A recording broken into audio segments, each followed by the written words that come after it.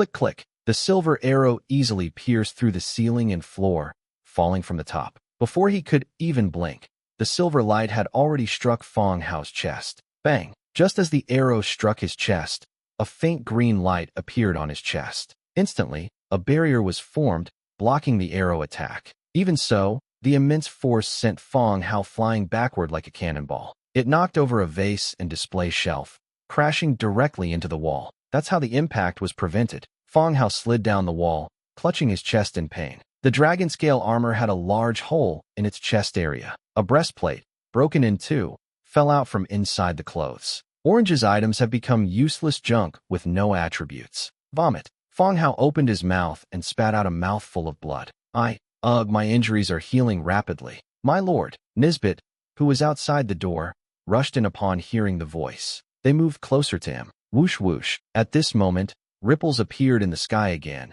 and 3 silver arrows shot in succession toward Lord's manor. Click, click. The sound of arrows piercing through tiles rang out again. Fang Hao's expression instantly turned ugly. The soft, cracking sound indicated that there was more than one arrow this time. Staying here means certain death. They had to get out and wait for Dragon Empress and the others to rescue them. He clutched his chest and ran outside. Just as I reached the door, the sound of breaking became even clearer. Click. 3 arrows, one after another, pierced through the roof above and came into view. Several Nisbets quickly blocked Fang Hao's path, attempting to deflect the arrows, but were instantly pierced through and reduced to bones scattered on the ground. Fang Hao made every effort to communicate with the divine. Countless silk threads hung down from the sky. A thread connected his body, pulling him backward into the distance. At the same time, countless silk threads pulled up everything around them. Tables, chairs, carts, and so on, and sent them hurtling towards the arrows. Asterisk smack, smack, smack, asterisk. All the items shattered into fragments the moment they came into contact with the arrow. The arrows were unstoppable, piercing through all obstacles and changing direction out of thin air. They continued chasing after him in the direction he had fled. Tracked? Fang Hao stared wide-eyed, his eyes filled with disbelief. This arrow can even be guided autonomously. No matter how he tries to escape, arrows will keep flying towards him. In the blink of an eye, the arrow was upon him. Whoosh whoosh. 4 giant flaming spears appeared between the silver arrows and Fang Hao. The next second, the flaming spear transformed into the giant black armor 4 sisters. Warhammer held the object horizontally in front of Fang Hao, blocking his path. Uft, uft. A series of resounding sounds rang out. The first arrow pierced through all 4 instantly, and even after hitting the last Asialich,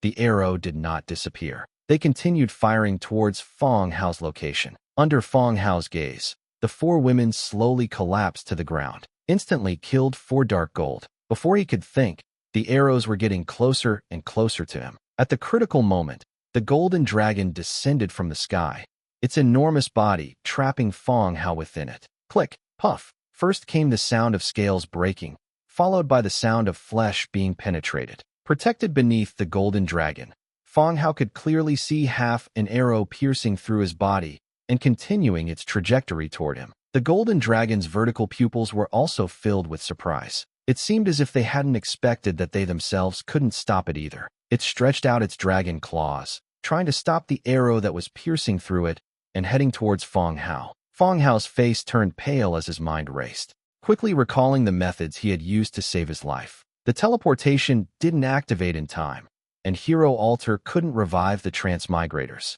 It seems that this arrow will never stop unless it dies. What about divine descent? If I were to divine descend onto a regular skeleton and get shot to death, would that have any effect? Various thoughts flashed through my mind. Before the arrow fell, he instantly took out a wooden bracelet from the Lord's book and put it on his wrist. The next second after it was put on, the falling arrows suddenly stopped, and the 3 arrows changed direction on the spot, shooting back towards Lord's manor. Then, bang bang bang, 3 arrows rang out, and then everything returned to silence. The golden dragon was still coiled around Fang Hao, its blood dripping onto him. Fang Hao was also quite frightened, otherwise he would have grabbed a bowl and continued ordering. The dragon's blood of the lower god must be incredibly nourishing. The sound of hurried footsteps came from all around. The heroes guarding the main city, leading large numbers of soldiers, rushed over from all directions. They surrounded Jinlong and Fang Hao in layers. After a while, when there was still no movement, Fang Hao gently patted the golden dragon's huge body. The dragon's body opened layer by layer, revealing Fang Hao, whose face was haggard and whose armor was tattered. The scene outside was one of utter chaos. Gravel, broken tables and chairs, scattered all around. There's also the black armor Four Sisters equipment that drops on the ground after they die. What's going on? The golden dragon transformed into the dragon empress and spoke softly. Golden's long dress was intact, but there was an unhealed wound on her chest.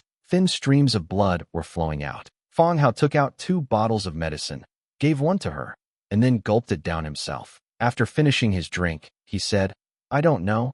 It must be because some deity is targeting me. It's a god again." Dragon Empress also drank the potion. However, for dragons, whose physiques are incredibly powerful, ordinary potions have very limited effect. Fang Hao didn't say much.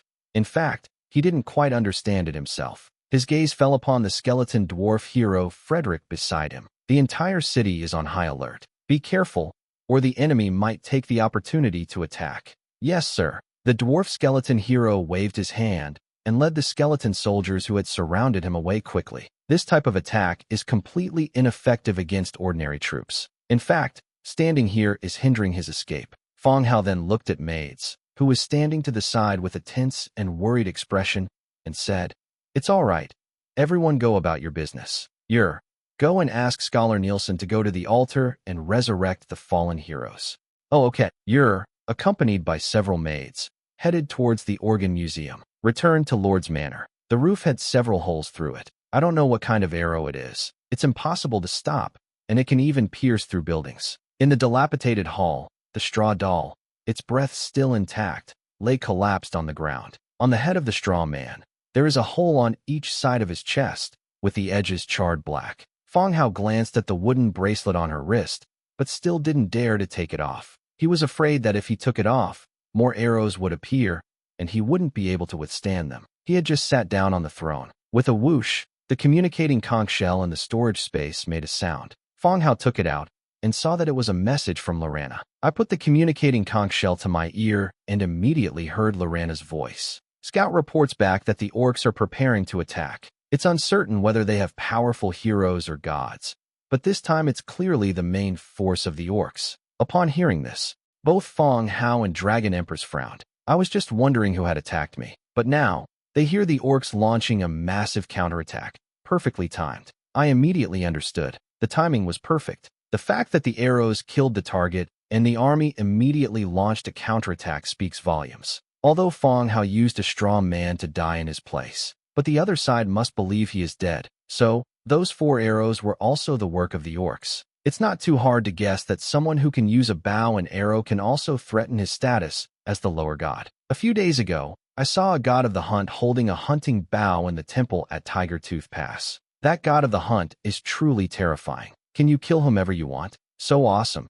How come you haven't become a faction god yet? He didn't respond to Lorana immediately, but instead thought for a moment. The other side clearly intended to carry out a decapitation strike. Moreover, he only began to fight back after he had confirmed that he was dead. If the other side finds out that I'm still alive, they might send more arrows, and I really don't have a good way to deal with it. After thinking for a moment, I replied to Lorana. He first explained what had just happened here, and then said, "You will be in charge of the battle over there from now on. I will find a way to send you troops." Lorana quickly replied, "Okay, be careful over there." Fang Hao didn't say anything more and put away the communicating conch shell. "What are your thoughts?" Dragon Empress asked softly when she saw him frowning in thought. It was definitely done by orcs, and I suspect it was done by the god of the hunt enshrined in the orc temple. Fang Hao replied, looking up. Dragon Empress nodded. According to the message Lorana sent back, it really was the orcs who did it. How about I lead some men over and slaughter the orc capital city? Dragon Empress said softly. Dragons have never been able to tolerate being wronged. They always seek revenge. The most terrifying thing is not provoking the dragons, but the dragon's relentless retaliation. At that time, Fang Hao was facing the endless revenge of the dragons. Yeah, we definitely have to get back at them. Otherwise, they'll really think we're easy to bully. And Jia crossed her legs and chimed in. Xiao Yu nodded in agreement. Fang Hao didn't answer, but instead thought about what to do next. The orcs now believe they are dead. It would be rather strange if the heroes under his command didn't retaliate. There's been no change at all. Even if the orcs aren't very bright, they'd probably start to have doubts. Most importantly, the more chaotic the orc territory becomes, the more advantageous it is for oneself. After thinking it over, he said directly, "It's fine to retaliate against the orcs, but the Dragon Empress can't go. You can bring a few dragon heroes from Dragon Peak Mountain, and then we'll launch a unified attack on the orc territory." Dragon Empress is considered a trump card in his hand. It's not the time to show up yet, and we also need to protect ourselves. Dragon Empress nodded. We need to bring in a few heroes. What are their strengths? 2 dark gold for orange. Dragon Peak Mountain currently has 3 dark gold members left, and Fang Hao immediately asked for 2. No, I can only give you 1 dark gold, but I can give you more orange heroes, Dragon Empress continued. They're probably worried that if too many dark gold members are transferred away, they might be ambushed or something. Okay, let's arrange for someone to come over in the next couple of days. Fang Hao nodded, indicating that he was okay with it.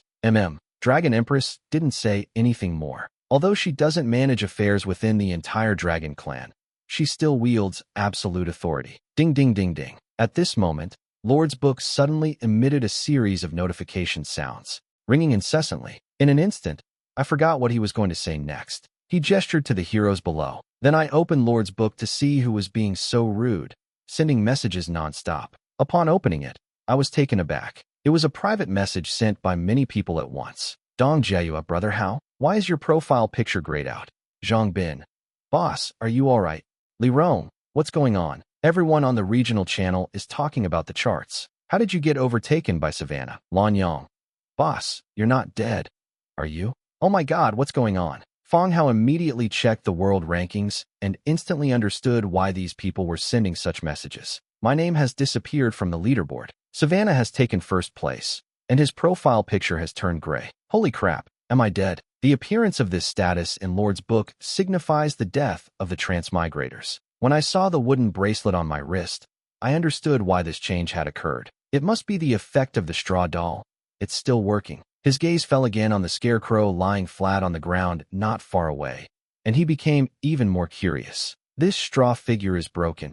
It no longer displays any attributes. How come it's still working? On second thought, it might not be a bad thing. It's estimated that the orcs have also learned about the disappearance of their names through the transmigrators. This makes it seem more real. He explained the situation to his direct subordinate lords and instructed them to keep it a secret. After confirming that Fang Hao was all right, the group breathed a sigh of relief. If Fang Hao dies, this peaceful territory will instantly collapse and return to chaos. After everything has been explained clearly, Fang Hao then closed the Lord's book again. Are you feeling better? Fang Hao asked, looking at Dragon Empress again. It's nothing. Fang Hao glanced at the impressively large chest and said, I'll arrange a room for you at Lord's Manor. Dragon Empress's eyes widened, and she was about to speak. Fang Hao spoke first. Being close by means we can take care of each other in case of any danger. Upon hearing that, it did seem to make sense. She looked at him with some skepticism, but still nodded. Okay. I'll tell her to prepare a good room for you. Dragon Empress didn't speak, but picked up her teacup and took a sip. And Jia, standing to the side, looked at the two of them with a strange expression. Before long, all 4 sisters and Nisbet were resurrected. Fang Hao gave them a brief explanation and then told them to go back and rest. After all, what happened today was quite dangerous. The hero has departed. Fang Hao stood in front of Lord's Manor and began repairing the building. Holy Spirit City Restoration. Tough wood 875, ironwood 522, glazed tiles 12, perfect essence 1. Thank goodness they didn't demolish their Holy Spirit City. Otherwise, the Dragon Empress would be rejected by the plane. There wasn't much material available for repair, but that wasn't enough, with several arrows being shot every day. We still need to find a way to solve the problem at its root. Today, the entire Transmigrators community instantly erupted in excitement. Fang Hao, the world's #1, the invincible Fang Hao, is dead. Savannah of the Elven race ultimately took the top spot. This change is truly enormous. For the Transmigrators, this event was comparable to the death of a powerful king. The regional channel and the world channel are both discussing this. They were speculating about how the man died and discussing who would ultimately inherit Fang Hao's estate. Could it be that Savannah goes up today, and in a couple of days someone else inherits the territory and resources? and a new #1 emerges? Many people have even started going to 100 Cities Federation in groups, hoping to try their luck. Maybe I'll get Fang Hao's Lord's book. I want to sit on the throne of first place myself. In short, this became the biggest topic of discussion in Transmigrators. Elven race, Eversong capital. Savannah walked briskly through the lavishly decorated corridors. The guards on both sides bowed, and she, who was always polite, only responded hastily. When I arrived at a white room, I took a deep breath to calm myself down. Just as I was about to knock, I heard a voice from inside. "Come in." Savannah paused in her knocking, then pushed the door open. Inside the room, a beautiful woman from Elven race was holding a white porcelain cup decorated with scrolling leaves and gold flowers, drinking tea. "What's going on? You're almost married, and you're still acting like this," the woman said softly. Savannah took a deep breath and said directly, "Mrs. Philarica, I have just received news that Fang Hao, the #1 Transmigrators, is dead, and I have now become the new #1. The hand that was still holding the teacup froze in midair. Somewhat surprised, he asked, "How did he die? You had such a high opinion of him before." Silver Moon Emissary received information that the orcs have been searching for him. Judging from the timeline, it's highly likely that the orcs were behind it, but the specific reason is still unknown, Savannah continued. "Oh, orcs have this ability." The beautiful woman was somewhat surprised. After thinking for a moment, she continued, "It's good that he's dead. Your wedding is coming up soon, so don't be busy these next few days. Go to the Merchant Alliance headquarters and see the scene." "Oh yes, madam." Night fell. Tiger Tooth Pass. In the dark night sky, a loud bugle call rang out, followed by the sound of hurried footsteps. "Lord Lorana, the orcs have begun their charge," Hoyle reported as he strode over. Hoyle, the Black Sharpthorn, was the former leader of Skull Island and a swordsman of the Dark Elf. After being made into a zombie hero by Nielsen, he was placed here by Fang Hao. He serves as Lorana's deputy. Lorana frowned, somewhat puzzled by the orcs' thoughts. Even though vampires have the advantage at night, why do they choose to attack at night? Is his brain really all muscle? Hearing the dense and rapid running sounds, well-equipped orc legions appeared in large numbers in the firelight. "Cannon fire. Once within range, rifle, fire freely," Lorana quickly ordered. The messenger relayed the order, and the next second, the cannon's voice suddenly rang out. The deafening cannon fire and the pervasive smoke filled the entire battlefield. Large numbers of orcs were reduced to fragments under the bombardment of the cannonball. Just as the orc's body glowed red and it charged forward rapidly, a terrifying blade of light ripped through the night sky, shooting suddenly from afar. Boom! A deafening roar, like the sky collapsing and the earth splitting apart. The entire city wall was cut open horizontally with a huge crack, and the tightly closed city gates suddenly exploded with a loud bang. It instantly split in two. "The city gates are open." Lorana's eyes widened, and the rest of the city's people were filled with fear. This move, this power, it must be that orc god. The orcs' gods are truly omnipresent, as if they've been watching them closely. They appear on the battlefield so frequently. It doesn't resemble a deity at all. This also further confirms that the assassination attempt on Fang Hao was carried out by the orcs. Otherwise, it wouldn't have disappeared in the previous battles and suddenly appeared today. The city gate was smashed, and the charging orcs let out excited roars. With high morale, they charged even faster. At the very back, two strong gray wolves pulled a metal chariot and slowly entered the battlefield. On the chariot stood an orc priest. He coldly scanned the city wall, saw no divine light, and then smiled. With a flick of the reins, the gray wolf pulled the chariot and began to charge forward. However, this time there is no bronze chariot, so it cannot fly in the air. The chariot moved forward rapidly, the priest's staff in his hand swinging out continuously. It transformed into terrifying blades of light, slashing towards the top of city wall. The blade flashed instantly, hacking cannon and the musketeers to pieces. Lorana narrowed her eyes and said in a cold voice, "Open the city gates, engage them in melee combat.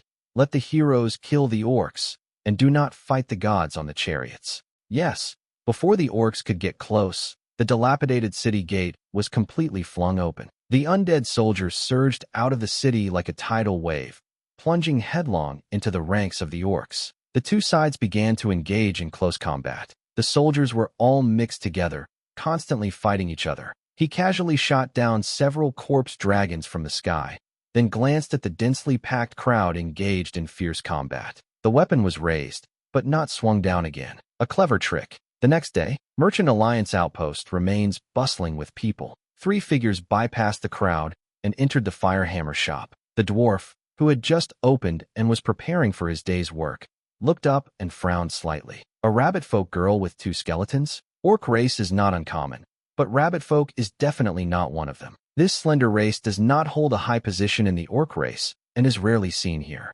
Gentlemen, the shop isn't open yet. If you want something crafted, come back later, the dwarf said, stopping the 3 of them. The rabbit girl walking ahead glanced at him, took out her crest from her pocket, and said, "Is Master Brimstone here? I need to speak with him." The dwarf showed surprise. Firehammer Shop doesn't issue many emblems, let alone Rabbit Girl. I only gave away 1 orc race. He looked at Rabbit Girl with some suspicion, then stepped aside and said, "You guys go wait in the backyard for a bit. I'll go inform the master." The 3 followed to the backyard and sat somewhat awkwardly on wooden chairs to wait. Soon, the dwarf Brimstone came over. One hand is holding the face, and the other is holding a beer mug. "Who is it, coming so early?" he mumbled. When he saw it was Rabbit Girl, his brows furrowed instantly, and he looked up, thinking for a moment before asking curiously, "Did Fang Hao send you?" Rabbit Girl stood up and gave a slight bow. "Master Brimstone, you can just call me your." "Haha, I knew I was right. I could tell you fit that kid's taste the moment I saw you." Brimstone laughed heartily. He chuckled twice. Then, noticing that Rabbit Girl on the other end remained serious, he awkwardly stopped laughing and asked, "Why didn't Fang Hao come?" "You said, my master had some matters to attend to, so he sent me here." His words were somewhat vague, which made the dwarf frown. This kid is really something. What's the matter? Your glanced to the side, and Nisbet stepped forward, placed a box on the ground, opened it, and inside were 5 suits of armor. Brimstone stepped forward and examined it carefully. Each of the garments had a large hole pierced through the chest area. At this moment, the way he looked at Rabbit Girl changed slightly. Needless to say, something had happened to Fang Hao. One of them was made for Fang Hao. Such a large gap cannot be created by ordinary attacks. What happened? It's not convenient to talk about this, and we hope that master can keep it a secret for us, you said directly. Brimstone glanced at her and said, "Don't worry about that. Your affairs won't be leaked, and no one will dare to come here to inquire." "Thank you, master. You're quite polite, little girl. Leave the equipment here and come back to pick it up in 2 weeks. We don't have enough time. Can you hurry up? How fast do you want it to be?" "Tomorrow." Brimstone glared at him angrily. "Are you crazy? Do you think this is like molding clay?" Yer waved again, and the spirit binding guard behind him presented another small treasure chest. The lid opened, revealing a stack of Warfire cards inside. "Master, this is the payment. When I collect the equipment, I will also bring 2 pieces of orange equipment as a gift for you to keep as a collectible.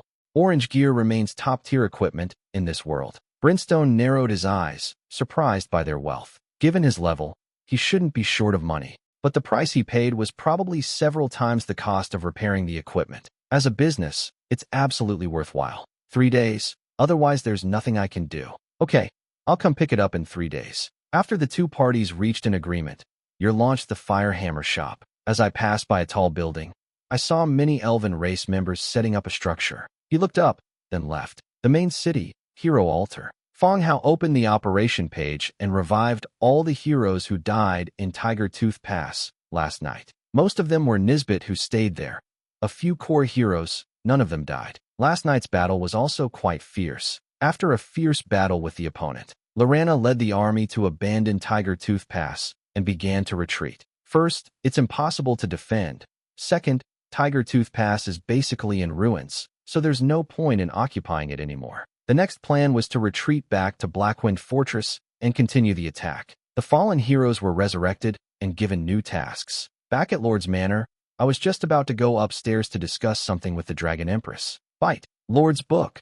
The notification sound came again. Upon opening it, I found it was an Aragon. "Mr. Fang Hao, we have found a transmigrator's territory located east of Beast King City, about a 5-hour drive away. The main city of the orc race is called Vonford City. However, the name is too complicated and difficult to remember, so the transmigrators usually call it Beast King City or Beast God City, the center of power belonging to the orcs. Is there any danger?" Fang Hao asked. Aragon replied, "There's no danger. This transmigrator isn't doing too well either. I've given him a new city. I've already conquered that one, so he can go there anytime. Okay, wait for my message. Okay. After hanging up the chat, Mr. Fang Hao called out to the upstairs. Dragon Empress, come down for a meeting.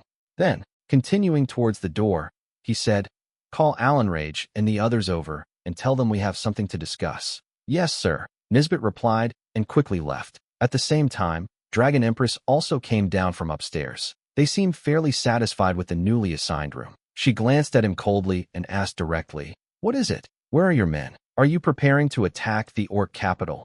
The Lord's mansion has 6 floors. Fang Hao arranged for the Dragon Queen to be on the 5th floor, the same floor as his own room. However, he rarely stays in his own room now. Even when he's resting, he spends the night in Iners or Anja's room. The Dragon Queen came down from upstairs, her rounded legs wrapped in black stockings, and her upper body clad in a black and white maid outfit. Fang Hao's eyes widened at the sight of her outfit. Her chest was about to burst out, clearly not her size, yet she had forced herself into it. But no matter what, good-looking people look good in anything. Even when worn by the Dragon Queen, this outfit gives off the vibe of a cool and aloof head maid. Why are you dressed like this? Fang Hao asked curiously. The Dragon Queen sat down to the side, habitually crossing her legs. Is there a problem? He was about to say it was a maid outfit, but felt that it wouldn't be appropriate to say it that way. He smiled and said, no problem. If you like it, I'll have the tailor make a few outfits for you separately.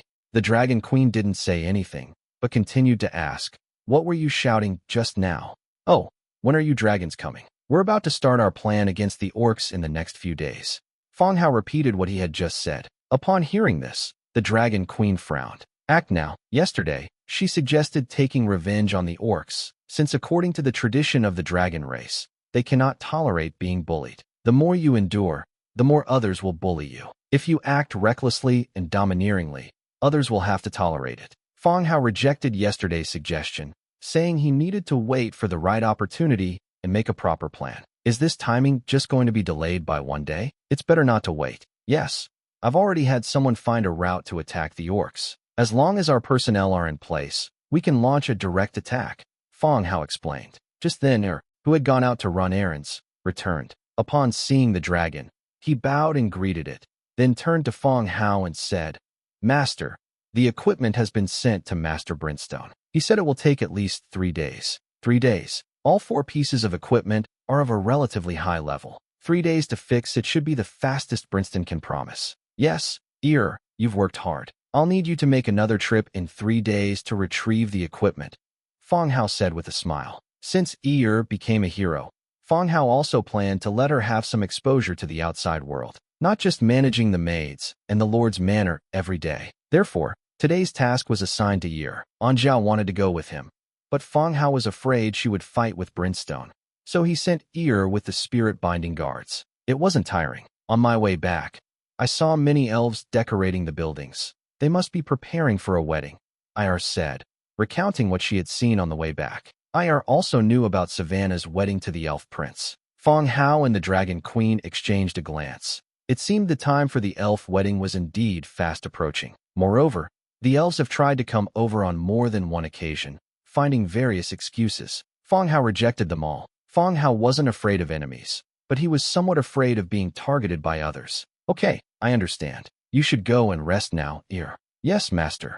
Smiled, and instead of going back to her room to rest, she walked out of the Lord's mansion and headed towards the training ground. They must have gone to find the maids. Soon, the 4 sisters in black armor also came in together. He bowed slightly to the 2 of them, and then sat down to the side. The 4 sisters' armor was sent to the dwarves for repair, and they are now dressed in ordinary home clothes. Her bright red hair shone exceptionally brightly in the sunlight. Everyone has arrived. Fang Hao then recounted how he had helped someone find a city inhabited by time travelers. He then took out a map of the Orcish territory and spread it out on the wooden table. He continued, this is Beast King's city, the territory occupied by the transmigrators. It's roughly around this location. The Dragon Queen and I won't show up. The 4 of you, Arun Rag, plus the heroes sent by the Dragon Clan, are enough to conquer the Orc capital and achieve our goal. All 5 of them stared wide-eyed. Fang Hao plans to directly conquer the main city of a race. This revenge was even more insane than the Dragon Queen had imagined. There should be a demigod guarding the main city, which may attract the enemy's gods, the Dragon Queen immediately reminded. Her method of revenge was to take the dragons to vomit, and then turn around and leave. Let alone orcs. No race can stop the Dragon Queen's advance at present. A direct attack would actually take more time, giving the opponent's powerful heroes enough time to react accordingly. Don't worry, Lorana will keep them occupied. Our mission is to capture the main city. Even if they have demigods, our amount of dark gold is enough to deal with the orc demigods. Fang Hao continued. The four sisters in black armor nodded slightly in agreement. The Dragon Queen, dressed in a maid's outfit, frowned deeply, lost in thought. Her toes, wrapped in black stockings and adorned with round-toed leather shoes, swayed gently. After a long pause, he nodded and said, "Okay, since you've arranged the location and route, I agree to the plan. Well, let the dragon heroes come over in the next couple of days. We'll also explain the plan to them then." "Okay, I'll arrange it." After explaining all the plans, the four sisters in black armor got up and took their leave. Fang Hao looked at the Dragon Queen, whose posture was somewhat languid, and asked softly, "Are your injuries any better?" The Dragon Queen glanced at him out of the corner of her eye, her eyelashes fluttering slightly, and snorted coldly. What could possibly happen? The physique of the dragon race is not as fragile as that of the human race.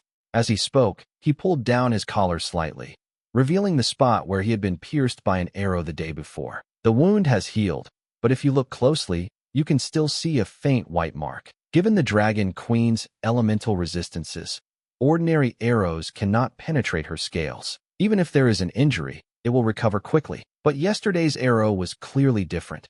Not only did it pierce through the dragon's body, but the wound also healed exceptionally slowly. The collar flashed and was pulled up again. Fang Hao didn't even have time to look at the other locations. He nodded and said, "Well, it's good that you're all right. I'm planning to order some equipment from the dwarves. Is there anything you need? Made to order for me? Kindness. I'll have to think about it." 3 days passed in the blink of an eye. During this time, Lorana led her army and successfully retreated back to Blackwind Keep, with the orc army still in hot pursuit. Basically, for every step Lorana takes back, the orcs take a step forward. Even if they retreat to Blackwind Keep, the orcs will soon be at their gates. If the orc soldiers hadn't needed rest, they probably would have attacked the city immediately. The vampires' support was also being sent to Blackwind Keep in a steady stream.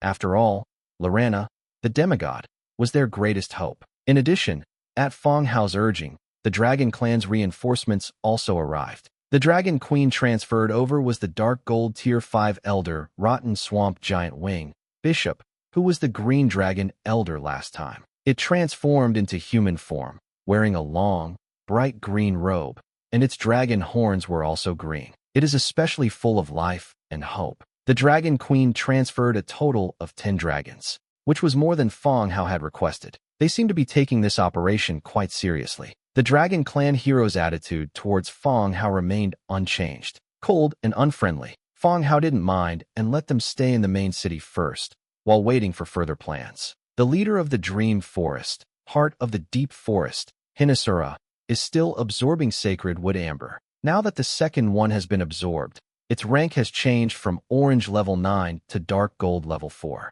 Even if the more you absorb it, the worse the effect becomes. The remaining 2 should still reach the 6th or 7th level of dark gold. Absorbing the wood-type divine essence will be easier then. Meanwhile, the time travelers. The topic has expanded from the world's #1 death to include Savannah's wedding. The entire topic clearly indicates that someone is instigating it. Every day, people would proactively bring up rumors about the elven race in the world chat to keep the topic of Savannah trending. The world's #1, the elegant and beautiful elven faction, and the prince's wedding. Each label brought Savannah's fame to its peak. It even feels like some kind of fan culture. Some people were even shouting slogans in the channel. Lord's Hall. Fang Hao continued to look at the Book of Lords. Footsteps sounded from outside the door, and Xiaoyu slowly walked in. Upon entering the hall, he asked curiously, "Sir, did you look for me?" Shadow Moon Disaster Song. Hilda, Unique Tier 3.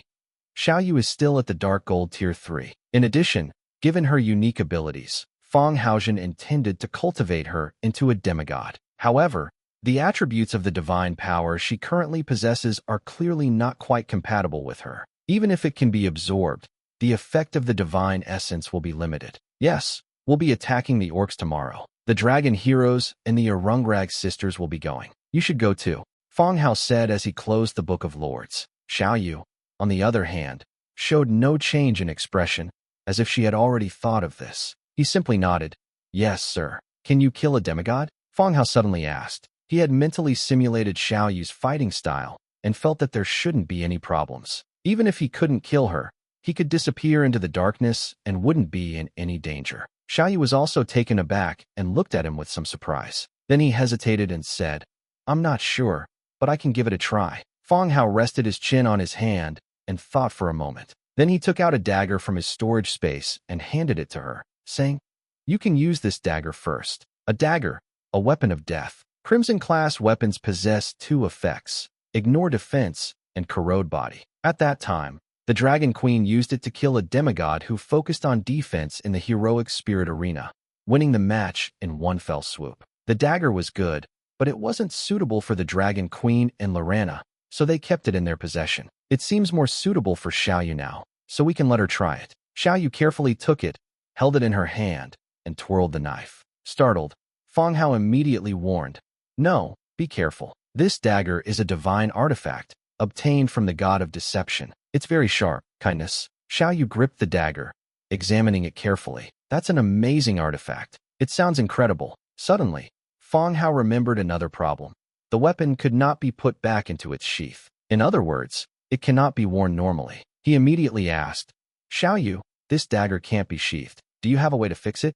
It can be put into storage space, but not into the scabbard. Xiao Yu's equipment was all given to her by him, and she didn't have any extra space rings. No problem, sir. Xiao Yu held the dagger and thrust it into the shadows. It felt as if my arm had been plunged into a dark swamp. He pulled it back again, and the dagger in his hand had disappeared. Xiao Yu smiled and explained, The ability I gained allows me to store weapons in a separate space. He explained as he reached out and grabbed again from the shadows. One weapon after another was taken out and neatly placed on the table. Exactly, 12 swords of reprieve. Goodness, a personal arsenal. Fang Hao rechecked the Book of Lords, finding the only one that matched this ability. It is the skill trial of the blades that is unlocked after becoming a dark gold. The skill description mentions that it can carry more weapons. At the time, he thought it meant he could carry many weapons, but it turned out it meant he had an extra weapon slot. Any item that is identified as a weapon can be placed inside.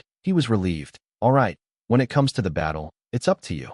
Yes, sir. Xiao Yu nodded in response. After seeing Xiao Yu off, Fang Hao also left the Lord's mansion. They went to the barracks area, recruited soldiers, and crafted equipment. Prepare for tonight's battle. Night fell. A few faint chirps of insects and croaks could be heard. The teleportation array lit up, and two figures appeared. The chirping of insects and croaking of frogs stopped instantly, and all around became silent. Miss Hilda, this is the territory I bought. To the west lies the Orcs' Beast King City, Aragon said softly. Aragon may not have met Hilda, or he may have met her, but forgotten. I don't recall having this legendary, ghost-type hero, but you should still be careful what you say. After all, Dark Gold heroes have already reached the top combat power in this world. Xiao Yu didn't speak immediately, but glanced around. This is a ghost town. The city was dark and silent, like a dead city that had been abandoned for many years. After confirming that there were no problems, he said, All right, you make some torches and leave the rest to me. Oh, okay. Aragon stepped aside and began to open the Book of Lords, acting as a laborer to make torches. Xiao Yu simply grabbed it with her hand. His arm seemed to have been plunged into a dark quagmire, and when he pulled it out, he held a dagger with 3 dog heads. As soon as it was taken out, a sudden burst of noise rang out. Where was that just now? I don't like being put in storage space. Damn it, Sister Hilda, may I lick your fingers? The 3 dog heads talking at once instantly broke the silence of the night. Aragon, who was making torches one after another, stared wide-eyed in surprise. What's going on? The decorations on the dagger began to speak, and it even exhibited a split personality. Xiao Yu lowered her voice and said, Don't shout. We have an important mission today. We'll set gemstones for you when we get back. Okay, said the dog on the left. Surprisingly, the dog heads in the middle and on the right remained silent. Xiao Yu continued, Now open the gate. Is it here? Yes, it's right here. Whoosh. The dagger flew out automatically, its blade embedding itself in the ground. The next second, 3 thick pillars quickly formed and rose from the ground. Once the pillars are in place, the light curtain rises. Behind the light screen, hidden soldier caves, and densely packed crowds appeared. Once the light curtain is fully formed, the four sisters and the dragon heroes emerged from the light curtain one by one, followed by a dense array of four-armed skeleton generals, thunder musketeers, and two-headed corpse dragons. The Valkyrie construct, the war mammoth, and the giant mercenary guard, who stands 10 meters tall. In an instant, the entire empty city was filled with people. Aragon, who was lighting a torch, stared wide-eyed. His eyes were filled with horror. 1, 2, 3. So many unique heroes, so many orange heroes. And they are all tier 10 units, tier 10 constructs. Good heavens, this is going to wipe out the orcs. Although Aragon was Fang Hao's subordinate lord, he himself was the third-ranked transmigrator on the world rankings, and is now the second-ranked one. This is enough to represent the most elite combat power of time travelers. But when I saw the heroes and soldiers emerging from behind the light curtain, I was still filled with intense horror. 6 dark gold heroes and more than 10 orange heroes. There are flying dragons and mythical units. Tier 10 is the most common unit type here. This is absolutely terrifying. At that time, when he was still a prisoner in the main city, Fang Hao definitely did not have this type of soldier. In such a short period of time, he has actually reached such terrifying strength. A steady stream of troops continues to emerge from the light barrier. Several heroes have already gathered together. Xiao Yu asked Aragon, who was standing there in a daze. Do you have a map of this area? Yes. Aragon immediately found a map and brought it over. Alrag immediately pulled up the stone table that was buried in the ground and moved it over. The map was laid out flat on top, displayed before everyone. This territory is not far from Beast King City. Aragon said it would take 5 hours to march, which probably refers to ordinary living soldiers. Since the troops are all undead, without supplies, the time could be reduced by half. Arunrag glanced at the map and said softly, according to intelligence, the Beast King City is a level 15 main city. As planned, the heroes will be dispersed and attacked from all 4 sides of the city wall at the same time. Neither Fang Hao nor the Dragon Queen came to this battle. However, with more heroes and more troops mobilized, even attacking a single city wall required queuing up during the assault. Therefore, the predetermined plan is to attack from all 4 sides simultaneously. Even if the enemy has a demigod in charge, they cannot defend all 4 sides of the city walls. With so many dark gold items, you could overwhelm him with sheer numbers. Take over the orc capital city as quickly as possible. Give them a heavy blow. No one spoke. Arunrag looked at the green dragon beside him. Elder Bishop, what do you think? Bishop is an elder of the dragon clan. Although he has the strength of a 5th-tier dark gold cultivator, he represents the dragon clan. Therefore, we should show some respect in our attitude. Bishop nodded. Just follow the plan. Well, let's not delay. Let's set off quickly. Arunrag continued. Everyone nodded, quickly dispersed, and led their respective forces out of the city. With a wave of her hand, Xiao Yu sent the Cerberus dagger flying back into her hand.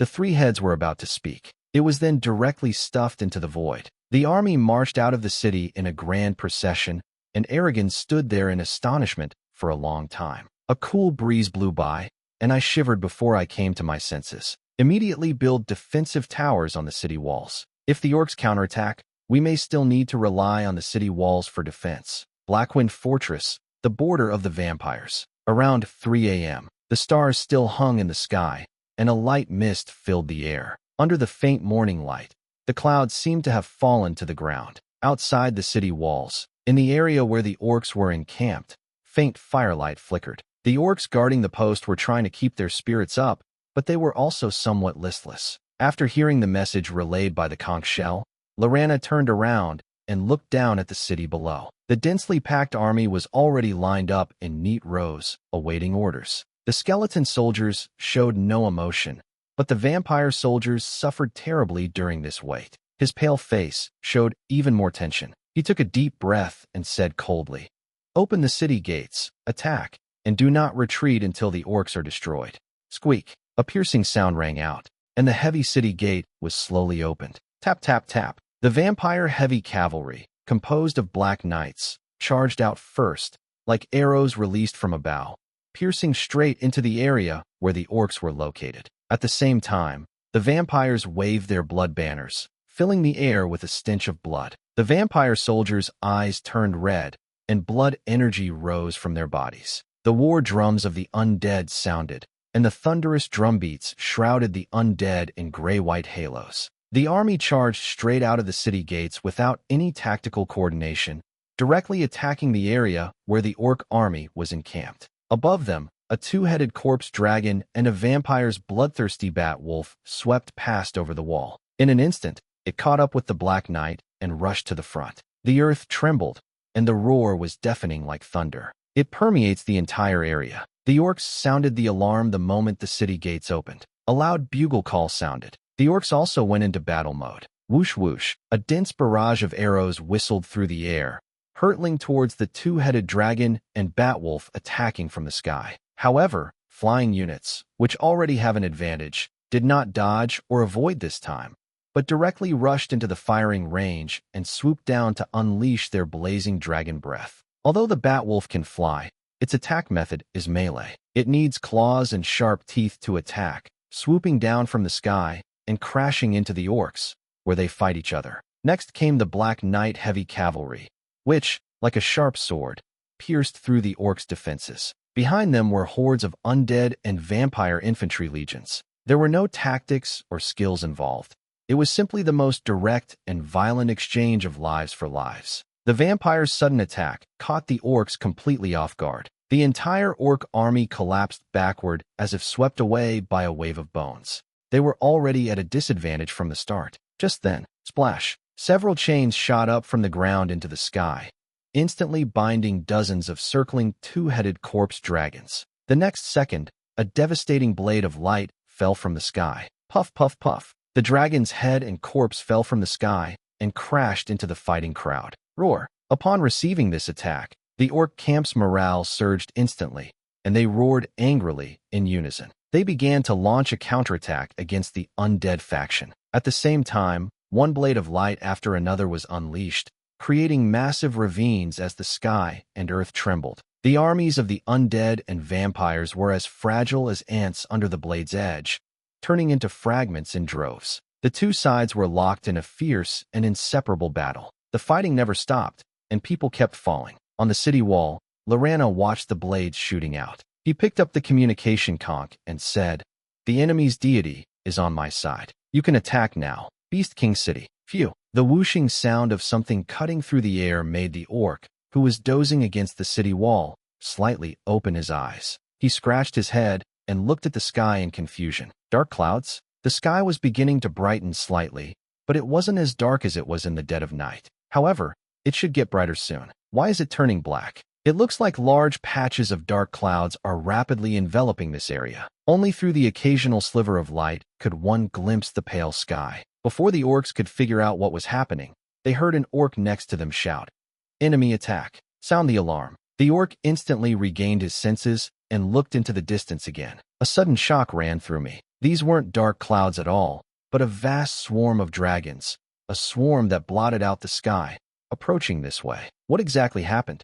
Is the dragon race about to wage war against the orcs? They attacked directly to the orcs' capital city. Thump, thump, thump. A heavy alarm bell was rung, its sound instantly echoing throughout the entire city. Immediately afterwards, the alarm bells on the other 3 city walls were also rung one after another, indicating that enemies had appeared on all 4 sides. The orc capital city reacts swiftly to unexpected events. At the moment the alarm bells rang, large numbers of troops began to pour out from all parts of the city. The dimly lit city was illuminated by a dense array of torches, and large numbers of troops moved swiftly through the city walls. Bundles of crossbow bolts were carried up the city wall and placed on the ballistae. All the ballistae began to adjust their direction continuously, pointing towards the approaching dragon horde in the sky, which resembled dark clouds. Put. The orc leader gave the order. Bang, bang, bang. The sound of crossbow strings rang out, and a large number of crossbow bolts shot into the sky.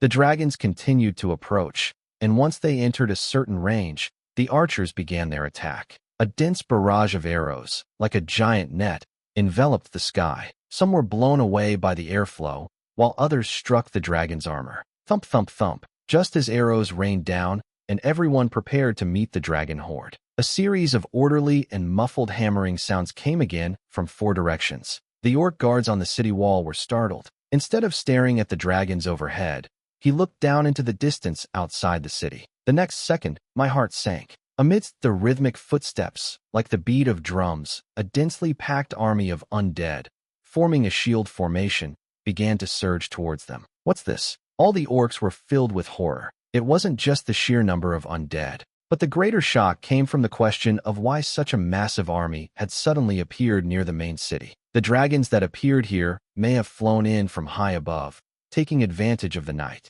But how could such a massive number of undead infantry possibly appear here? The main city is located in the middle of the orc district. Before the beastmen could figure it out, behind the undead wielding shields came humanoid constructs carrying great swords, skeleton archers with firearms on their shoulders, and a giant monster resembling an elephant. The variety and quantity are enormous. Even if it were a war against the desert undead, the scene would probably be like this. The orcs on the city wall swallowed hard, and their arrow-shooting motion stopped. Keep firing, quick! Push the cannons up, bring up the stones and logs.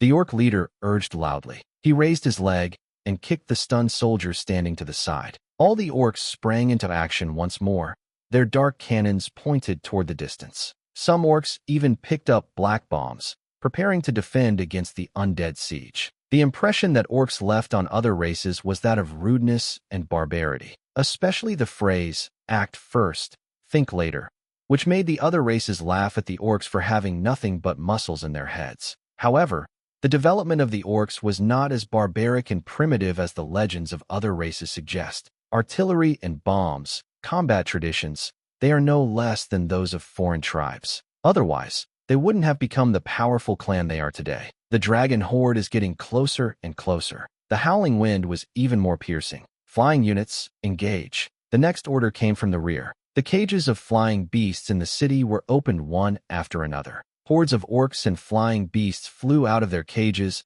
and circled overhead. Then they instantly dispersed in midair, splitting into several routes and rushing towards the incoming dragon horde. The flying beasts approached rapidly and pounced on the dragon horde head-on. Among the dragons, the green dragon glanced at the flock of flying beasts, then looked down at the city walls. "Go, lure away those flying beasts," the green dragon said to those behind him. The two dragon heroes nodded and, leading a group of dragons, immediately broke away from the group and plunged into the horde of flying beasts. While using dragon breath to kill, they also lured the flying beasts away to create a path. The dragon formation was nearly 100 meters long. The green dragon elder roared and led his dragon horde in a swooping descent. Arrows and crossbow bolts rained down into the air without restraint. The two-headed corpse dragon was shot into a pincushion and kept falling from the sky, crashing into the city. Meanwhile, a larger group of dragons, including the green dragon,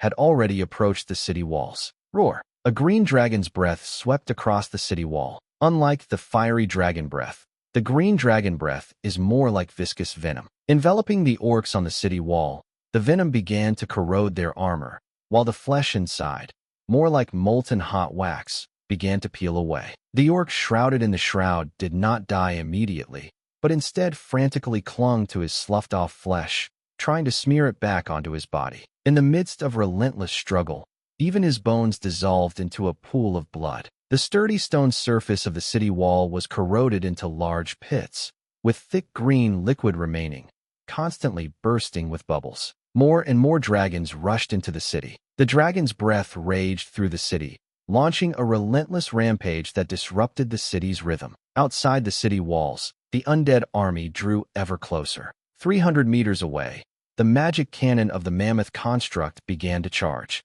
Boom, boom, like rays of artillery fire, they crashed against the closed city gates. A violent explosion rang out, and the entire city wall began to shake violently. "Infantry, begin the siege." Beast King's Hall. 2 orc guards rushed into the hall. He shouted loudly. Outside the 4 city walls, a large number of undead units and constructs have appeared and have begun their siege. All the orcs present were taken aback. Not only are there dragon units, but there are also undead armies and constructs. Such a deep hatred for orcs? Why did it appear directly in the main city? How many people are there? On the ruggedly designed throne sat a tall orc clad in heavy, iron-gray armor, a huge mouth with fangs and red skin. His height of nearly 5 meters makes him look more like a demon depicted in a picture book. War Demon Flame, Male Dies. the demigod leader of the orc race, the demigod orc king. The number of people reported from the front is close to 1 million. Wow. At that moment, the hall instantly became noisy. A million-strong army. How is that possible? Whether it's the undead or any other major power, if they want to mobilize 1 million troops, the news will definitely spread. How could this be? An army just suddenly appeared. It's like the invasion of demons in the past. They suddenly appeared on this continent. The Orc King made no comment on the commotion below, his crimson eyes slightly closed as he fell into deep thought. Others may not know, but he does. The previous battle against Blackwind Keep also involved a large number of dragons and skeletons. This inevitably leads people to connect the two sides. It seems this is the army of vampires. After a moment's hesitation, the Orc King opened his eyes. He said directly, "Go to the Temple of the Heavenly Father and ask the priest to intervene."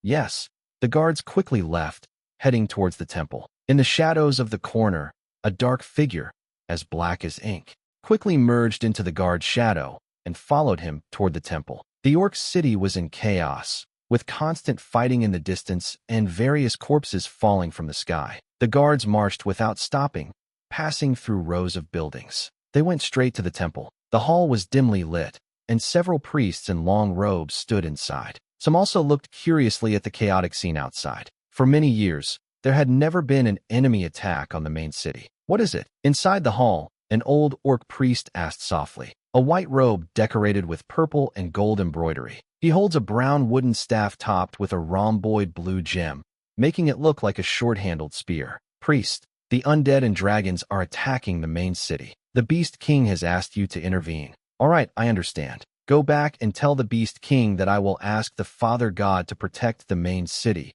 the old priest said. The guards saluted again and turned to leave. After the guards left, the old priest knelt devoutly before the tall statue of the god and began to chant incantations, attempting to communicate with the great Father God. Just then, the shadow behind him began to solidify. The figure of a human woman appeared, wielding a dagger, and slashed at the old priest's neck. Inside the temple, the old priest knelt before the statue. Behind them were the rest of the orc priests, kneeling in rows, praying together, awaiting the arrival of the Father God to rescue the city besieged by the undead and dragons. Just as everyone was praying quietly, waiting for the Father to descend, the old priest's shadow, like boiling asphalt, began to writhe. The next second, under the bewildered gazes of the other priests, a human figure emerged from the shadows, becoming increasingly realistic. The figure appeared without any hesitation. A gleaming dagger slashed at the priest who was still praying ahead. The priest, kneeling to welcome the gods, instantly sensed the change behind him. He glanced sideways and saw a cold glint of light coming from behind. A feeling of terror instantly rose in my heart. His body instinctively tilted to one side, and he held the wooden staff in front of him, while a circular shield quickly rose in front of him. A protective shield was observed forming. The old priest's face gradually relaxed a little. This is inside the main city. As long as he doesn't die, the guards outside will be able to rush in and protect him soon. Even the most ruthless assassin couldn't kill him. However, the sharp dagger still slashed towards him. The shield was like fragile glass, shattering at the slightest touch. The dagger, with the power to cut through everything, severed the wooden staff and then easily sliced across the old priest's neck. Puff, glug glug. The head fell off instantly and rolled to the side. The orc priests behind them stared wide-eyed in horror at the scene before them. Is the old priest dead? Even if the priest is a clergy member. But the old priest, who was also an orange hero, was so easily killed? All of this happened so suddenly. "Quick, kill him," someone suddenly shouted. The priests, holding wooden staffs, pointed at the woman in the shadows. Before the attack could even begin, the woman's figure vanished like ink splashed on the ground. The next second, he appeared behind the man who had just shouted and slashed out with his dagger once more. Glug! Another head rolled to the ground, muttering to itself, its eyes wide open in death. The priests turned around again. The assassin vanished again. Immediately afterwards, one head after another fell to the ground. The priests felt a chill run down their spines as they looked into the dimly lit room. Their fear had reached its peak. They were surrounded by an assassin. "Escape! Quickly notify the guards." The priests reacted instantly. Everyone instantly came to their senses. They began to swarm and rush out of the main hall. The next second, that familiar figure reappeared in front of the temple, blocking everyone's way out. Squeak. The wooden doors of the main hall were slowly closed. That figure, like the Grim Reaper, lunged at the remaining priests. Beast King City. The dragons formed a swirling vortex above the city. Dragon breath cleansed the earth again and again. Rooftops and streets bear scorch marks from the fire. The orcs also launched a fierce counterattack. Arrows flew densely into the sky, and two-headed dragon corpses were riddled with arrows and fell from the sky as they swooped down. Every moment, orcs are being overwhelmed by the dragon breath. The black dragon corpses kept falling from the sky and crashing to the ground, using their last strength to continue lunging at the enemies around them. The falling dragon corpses were becoming more and more frequent.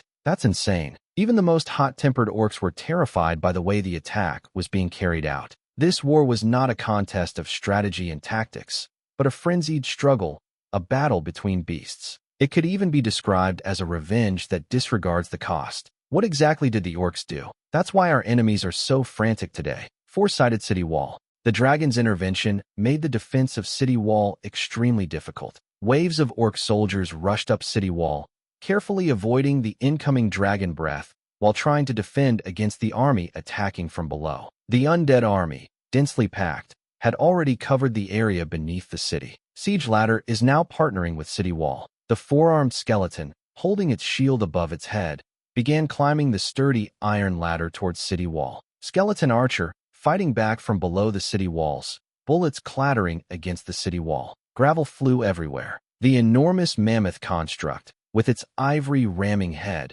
began to pound against the closed city gate. With each impact, the entire city wall shook violently. The orcs still occupy the city, but given the current situation, it's only a matter of time before they fall. On East City Wall, the Beast King, clad in thick, heavy armor, now had bloodshot eyes as he looked at the undead below the city, his gaze filled with rage and murderous intent. This is the first time in all his years in charge of Beast King City that he's been pushed to this point. It is an indelible stain on him and the entire orc race. Even if they successfully defended the city, the buildings would be virtually indistinguishable from those that had been rebuilt. Tap, tap, tap. Behind them, hurried footsteps sounded as the guards dodged the combat zone and quickly ran up city wall. After catching his breath, he said intermittently, "Beast King, something bad has happened." The temple. His gaze fell on the orcs outside the city, and he frowned as he looked over. What happened to the priest? Only the descent of the Father God can resolve the troubles of the main city. If something goes wrong with the temple, things will become even more difficult. The guard glanced over carefully and immediately said, "The temple has been destroyed, all the priests are dead, and the high priest has also been assassinated." What? The Beast King's anger erupted instantly, and he roared furiously. The high priest is their link to God the Father. If the high priest dies, then the situation here cannot be communicated to the orc's father god. The guard continued. The orc altar was severely damaged by the dragon during the battle, and the heroes who died cannot be resurrected. The Beast King's eyes widened, filled with surprise and disbelief. It's unbelievable that such a thing could happen at such important locations as a temple and an altar. Where are the guards defending these two locations? The Beastmaster asked angrily. The guards in front of the temple were temporarily reassigned. The guards who were guarding Hero Altar were killed by the dragon. When we found them, the building had already been destroyed. The Beast King's expression grew even uglier, his eyes blazing with boundless fury. The dragons and undead who attacked the main city were furious, and they were also furious that such an oversight had occurred. Repair the altar, and once the high priest is resurrected, immediately have him contact the Father God.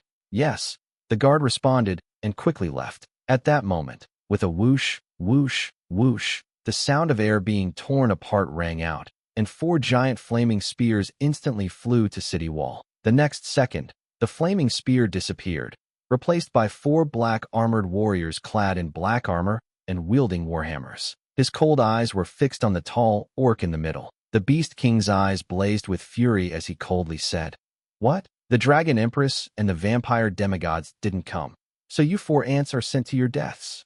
Alan Rage stared intently at the tall, ugly orc before him and said directly, "Does it make any difference whether there's a demigod or not?" The city wall was surrounded on all 4 sides. 2 sides had fallen, and 1 city gate had been smashed by mammoths, allowing troops to rush directly into the city. The only one that has not been breached is the city wall, which is personally guarded by the Beast King. If a demigod were here, the city would probably have fallen by now. These words made the Beast King's face even uglier, and the anger he had been suppressing reached a climax. All right, now you four can die. Without further ado, the Beast King let out a cold snort, and towering black flames suddenly erupted from his body. The immense heat instantly enveloped the entire city wall. The surrounding equipment began to melt, and even the bricks and stones underfoot began to crumble in the flames. The power of a god, even a demigod, can unleash power that ordinary heroes cannot achieve. A terrifying power. In the rising flames, the Beast King's face contorted in a ferocious grimace, and his body began to expand rapidly. With a sudden, sweeping motion, he slashed at the two black armored warriors in front of him. Bang! With a single swing of the blade, city wall exploded violently, sending dirt and rocks flying as black flames erupted, covering an area of dozens of meters. The undead climbed the city wall, and the flying dragons swooping down from the sky. It turned to ashes in an instant. Alan Rage and Amarak, within the range of the flames. When the Beast King saw that the flames had engulfed the two of them, a cold smile appeared on his face. Having killed two people so easily, the remaining two were no longer under any pressure. However, before he could swing his knife a second time, amidst the blazing flames, two towering giants suddenly rose from the ground, wielding warhammers, and brought them down upon him. The Beast King was startled. There was no time to think about why the flames had no effect on them. He swung his sword again. Ding! A violent collision sounded, and black flames erupted once again. The two black-armored leaders felt an immense power emanating from weapon. My hand went numb, and I almost dropped the warhammer from my grasp. The flames spewed out by the orcs during the battle forced the two of them to retreat several steps. The Beast King did not pursue. Instead, he slightly turned his gaze and suddenly swung his battle blade backward. Ding! The second strike collided with two black armored warriors behind him. Both of them felt an immense power, a power so terrifying that even the giant's body felt it. The four exchanged glances and then rushed forward again at the same time. There weren't any particularly special techniques involved.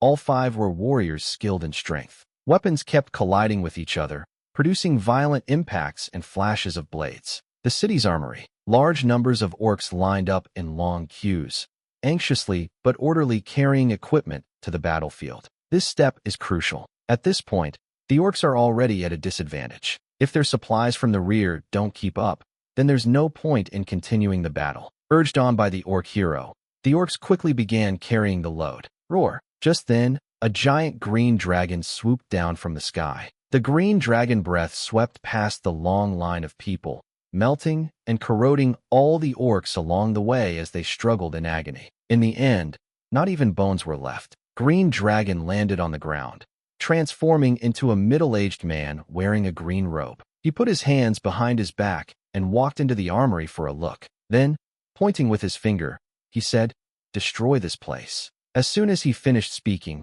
5 or 6 two-headed corpse dragons began to breathe fire at the building. Amidst the deafening crash, the armory was reduced to ruins. Green Dragon rose from the ground once more, transforming back into a giant dragon and flying into the distance. On the other side, tap tap tap, the Beast King's personal guards moved swiftly through the city. Arriving at a building, he pushed open the door and rushed inside. He shouted, "The hero altar is damaged. All craftsmen, go and repair the hero altar. Hurry, don't dawdle." No one spoke in the room. The craftsmen stared wide-eyed, somewhat terrified, at the people behind the guards. Kindness. The guards were taken aback, sensing the fear in everyone's eyes. My heart sank. Before they could make a move, a voice rang out from behind them. "If you hadn't brought me here, I really wouldn't have been able to find this place." Glug glug. One by one, heads fell to the ground. In the air, the two-headed corpse dragon completely dominated, and several anti-air zones in the city below were also eliminated in a simple and brute force manner. In the city,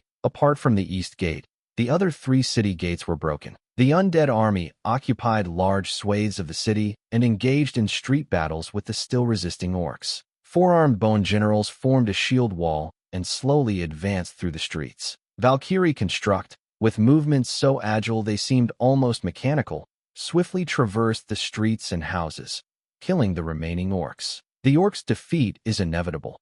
The only question is when they will be able to conquer the lands. East City Wall. The orc demigods and the Black Armor Sisters fought their way from City Wall all the way to the city walls. Wherever it passed, houses and streets collapsed and were consumed by flames. Like a large demolition crew, no building can survive a battle involving just a few people. The Beastmaster is also a veteran demigod with solid strength. Under the buff of the Berserk state, the pace of the battle became increasingly frantic, with one person completely dominating the other four. Its power is as vast as mountains and seas, seemingly endless and inexhaustible. Bang! He slashed horizontally with his long sword again, the blade's flames enveloping an area several meters around him. The four black armored warriors lost control of their bodies and were sent flying backwards. It crashed into the houses and buildings behind it, and in an instant, debris and dust rose everywhere. The Beast King let out a low growl, found someone,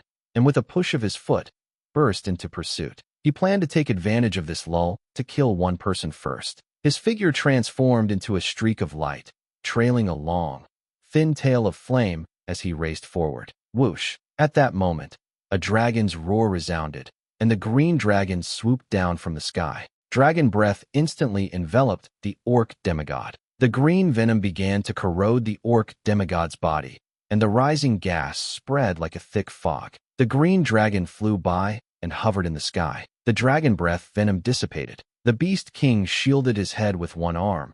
His armor corroded and pitted, and his once red skin now bore scars that looked like they had been burned. Four black armored warriors and one hovering green dragon. She stared at him coldly. 5 dark gold. What a grand gesture. I'm getting more and more curious about your origins, the orc demigod said coldly. Previously, it was suspected that it was a vampire army, but after the fight, that thought was long gone. The vampires can't produce that much dark gold, especially since they can't command the dark gold of the dragons. Moreover, these 4 black armored warriors were able to manifest as giants. This makes people even more suspicious of these people's identities. No one answered him. The next second, the 4 black armored warriors strode forward simultaneously, attacking the Beast King from 4 directions once again. The Beast King gripped his long sword, showing no fear whatsoever. You all deserve to die. A deep roar echoed through the sky. He suddenly swung his long sword. Ding! A deafening crash echoed through the sky. Beneath the raging flames, a figure in black armor was suddenly sent flying backward.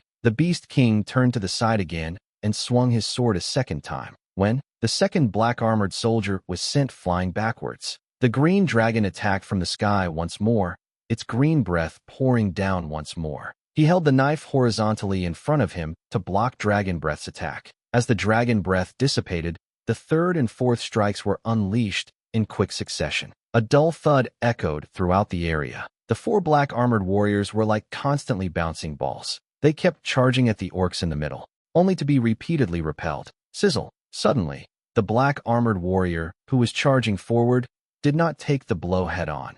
Instead, the long-handled warhammer in his hand tilted slightly. The sword sparked a flurry of sparks as it was gripped. At the same time, 3 other black-armored warriors instantly closed in. 4 men, each wielding a warhammer, held him firmly in the middle. At the very moment of the struggle, irregular wriggling suddenly appeared in the shadow of the orc demigod. A dagger slashed out from the shadows. The orc's pupils contracted, clearly not expecting an enemy to appear from the shadows. There was no time to dodge. Lower your legs slightly, using the thickest part of your leg armor to aim in the direction the dagger will swing. Squeak! The sound of cutting metal rang out. Under the horrified gaze of the orc demigod, the dagger in the shadows easily sliced through his leg armor. Immediately afterwards, the dagger pierced through his flesh and severed his left calf. Everything happened somewhat suddenly. Before I even felt any pain, my body had already started to lose its balance. The Beast King's body was tense, and he stood up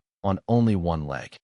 With a long roar, he instantly broke free from the 4 men's grasp, and with a series of swift swings of his battle blade, forced them back. Roar! Green Dragon swooped down again, and Dragon Breath poured down. The Beast King protected its head, standing on one leg. He continued to fight the 4 black-armored warriors. But you must always be vigilant against attacks from the shadows. It now appears that the other side has deployed more than 7 people. While dodging Green Dragon's venom, his other leg was severed off again. His body completely lost its balance at that moment. It fell towards the ground. Knock, knock, knock. For Warhammer struck him. He was overwhelmed by immense pain and a sense of impending death. The Beast King gritted his teeth and forced himself to turn around and attack. But the shadow in the shadow became clearer and clearer. Splash! A chain wrapped around him from the shadows. The dagger, capable of cutting through anything, had already flashed past his neck. Glug! The Beast King's head detached from his body in an instant. Blood gushed out and covered the ground. Even so, the Beast King was not truly dead. His eyes were filled with anger and resentment. Even without its head, the body struggled to its feet, attempting to continue wielding its weapon to kill the enemy. Several Dark Gold members swarmed forward instantly. Xiaoyu pierced through the top of the skull, and the Black Armor Four Sisters smashed the body into a pile of mud. Bang! A dull, breaking sound followed. The Beast King's corpse shattered instantly, leaving behind a black flame divine core. When the divine essence appeared, everyone breathed a sigh of relief. The Black Armor Sisters, having reverted to their human forms, leaned on weapons, their breathing somewhat labored. This demigod is really hard to deal with. The 7 of them barely managed to defeat the enemy only thanks to Xiaoyu's special abilities. Otherwise, this battle will likely continue to drag on. That could very well disrupt their plans. Xiaoyu retrieved the chains, while Alan Rage picked up the fallen divine essence. Then he said, "All right, proceed according to plan. Let's speed up and get out of here." Everyone nodded, quickly dispersed, and proceeded to the next step of the plan. After the orc demigod died, the other orcs in the city did not continue to resist. They threw away all their weapons and chose to surrender. Orcs are all soldiers, and even the women have remarkably well-developed muscles. Therefore, the number of prisoners in one city was indeed quite large. After everyone is gathered, Xiaoyu took out the Cerberus dagger again. Without waiting for the 3 heads to say anything, they were thrown on the ground and instantly connected to the dimensional gate. Bring all the prisoners in, and do it quickly. Main city. Fang Hao sat on the throne and glanced at the time. 7 a.m. No news has come back from Alan Rage yet, so the battle is probably still going on. This is much slower than they planned, but there's nothing he can do now. The wooden bracelet on his wrist restricted his strength, and now he was no different from an ordinary person. Wooden bracelets have both advantages and disadvantages. The advantage was that he could keep his identity a secret, and everyone thought he was dead. In fact,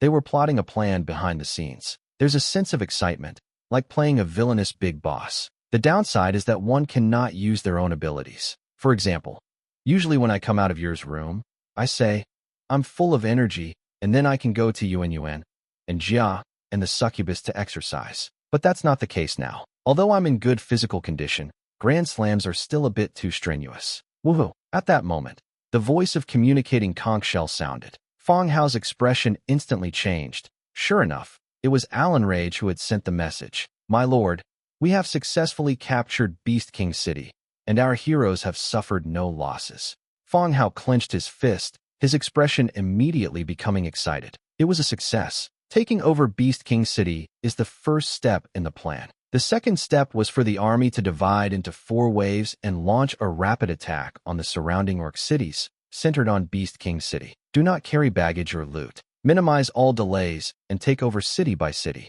Dark Gold Hero leads the team, which includes a full range of unit types. Once Beast King City is captured, the remaining cities shouldn't be too difficult to conquer. Even if the orc gods could defend, they could only defend one at a time. With me attacking from all 4 sides simultaneously, they couldn't possibly defend them all. Good, well done. Who is the hero of Beast King City? Fang Hao asked. We have killed an orc demigod with our combined efforts. We are about to send the divine core, the treasure chest, and many orc prisoners to Hidden Arms Cave via Cerberus. Please receive them, sir. Okay, I'm coming over now.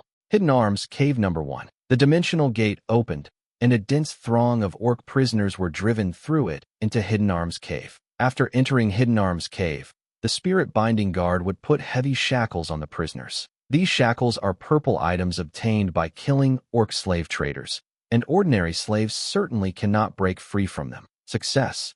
Dragon Empress's eyes showed a slight change as she looked at the large number of orc prisoners. That's really scary. Even though she was involved in the plan, it was still surprising that she actually managed to take down the orc capital. This is not some small force like the 100 Cities Federation or Grey Iron City. It is the true Orcish lineage, a main city protected by gods. In just one night, the main city was completely turned into ruins. Yes, the plan is going smoothly, Fang Hao said directly. At this moment, Xiaoyu walked in, dragging a large sword and carrying a treasure chest with both hands. He threw the treasure chest on the ground and took out the divine essence, saying, "My lord, this is the divine essence."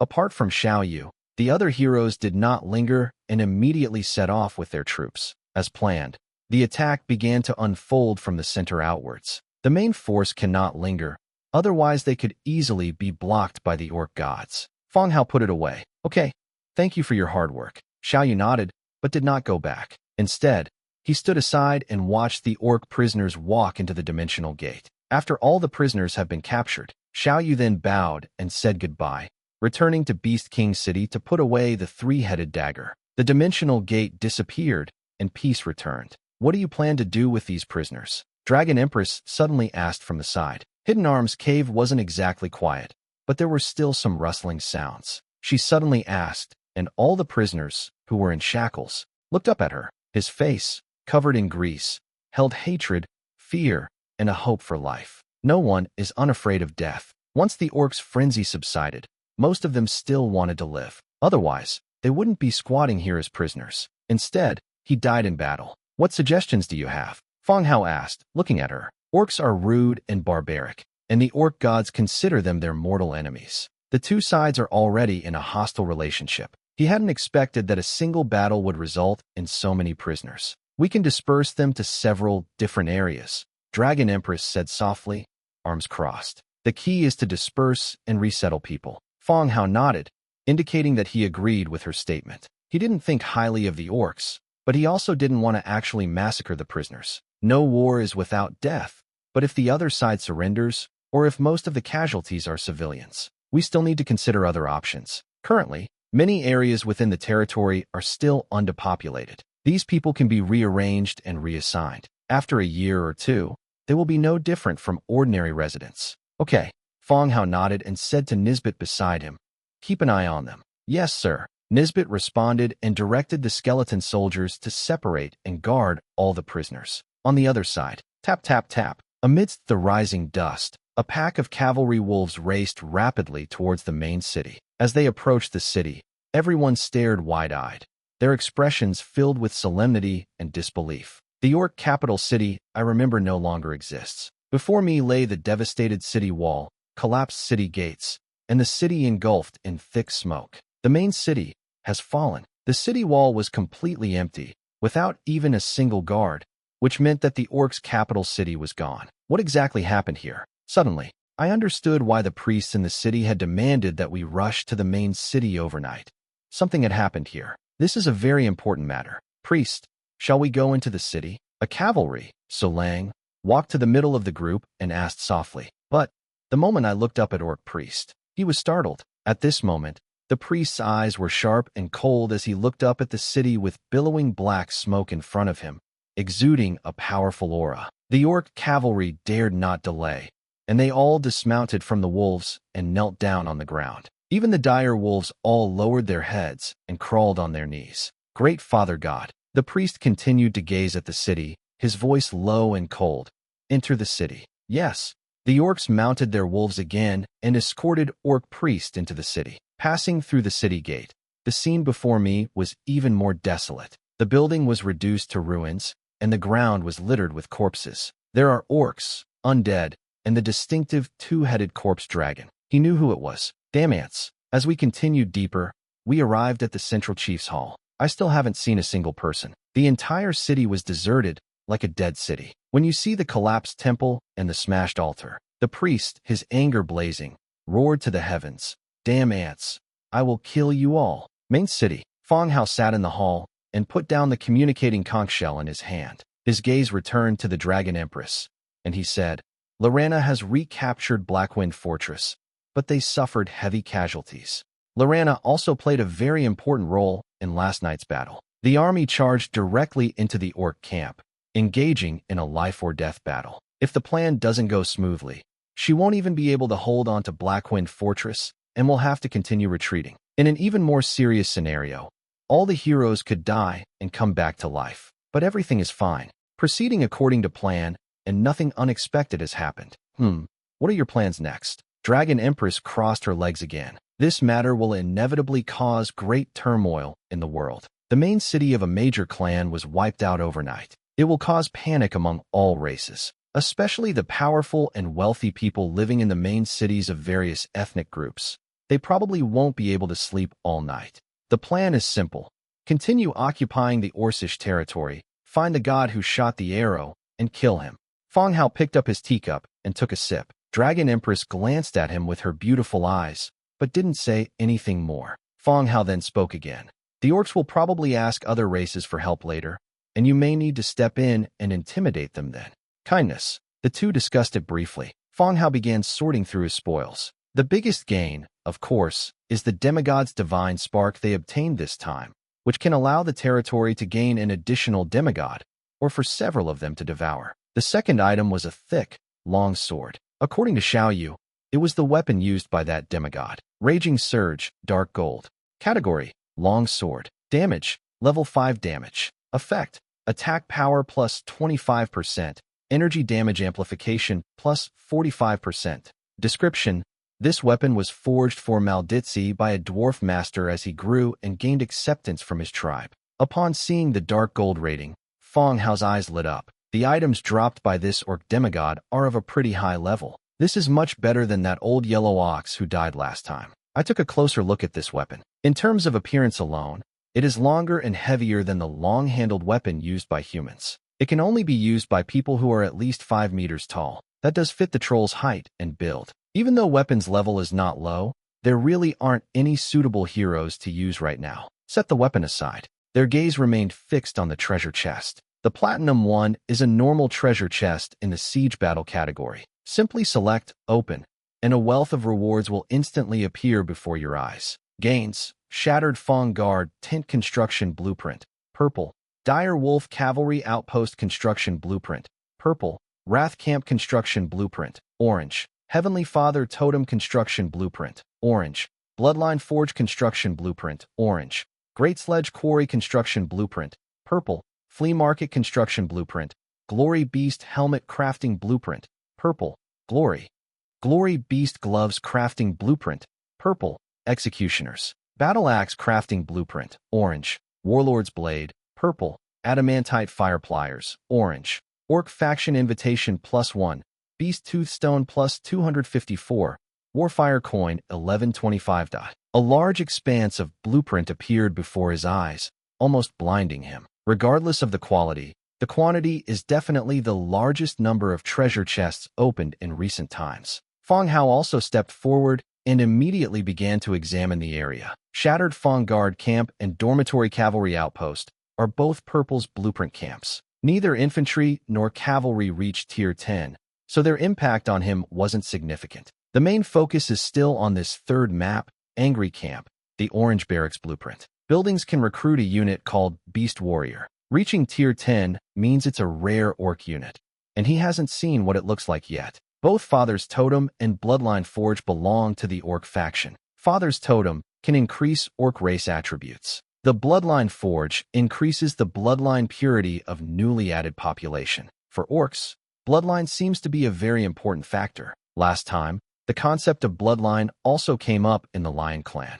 It should be that the purer the bloodline, the better the ability. Giant Hammer Quarry is Purple's quarry, and it's not entirely useless. You can build it yourself for quarrying, or you can share it with your transmigrators. The Flea Market is a small market built on a scale similar to the original Bull-Headed Man's Manhwa Market. Glory Beast set the Orcs Purple set isn't very attractive. The next blueprint caught Fang Hao's eye once again. Orange's Blueprint Battle Axe. Goodness, I didn't see it just now. Executioner's Axe. Cast Iron Block 150, Fine Iron 75, Essence of Destruction 5, Rich Essence 2. Description: the blade is stained with the blood of countless dead. I looked at it carefully. One-handed battle axe. This was exactly the equipment he needed. The four-armed Bone General's equipment is currently missing a spear for the upper left arm, a one-handed axe for the upper right arm, and purple armor. Now that we have this orange battle axe, all that's left is the spear. It's a pretty good piece of equipment. Next were two finished products, which Fang Hao didn't care much about.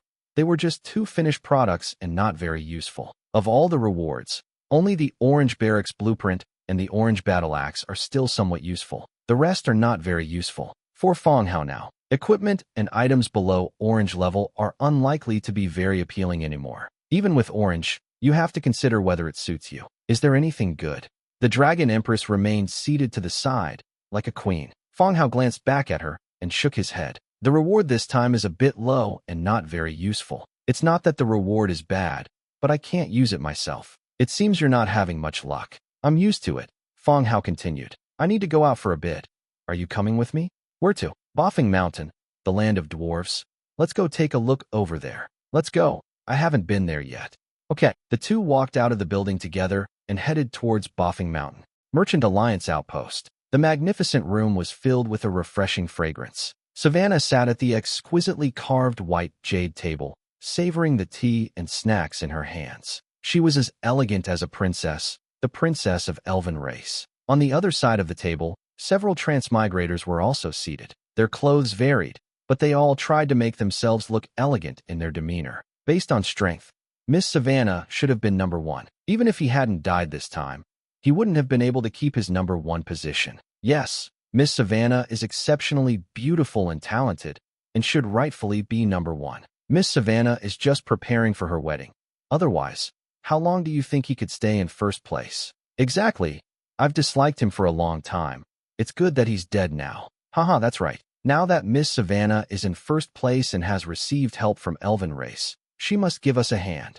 That's how a group of people fawn over one person. The next person must work harder than the previous one, otherwise it will be difficult to show their attitude. With Fang Hao dead, Savannah is the first choice, and with the powerful elven race also involved, no one wouldn't want to get closer to her at this time, especially since she's so beautiful. Savannah put down her teacup, gave a gentle smile, and said softly, I also feel deeply sorry about what happened to Mr. Fang Hao, but it also reminds us that we need to be more united in this world so that our lives can be better and safer.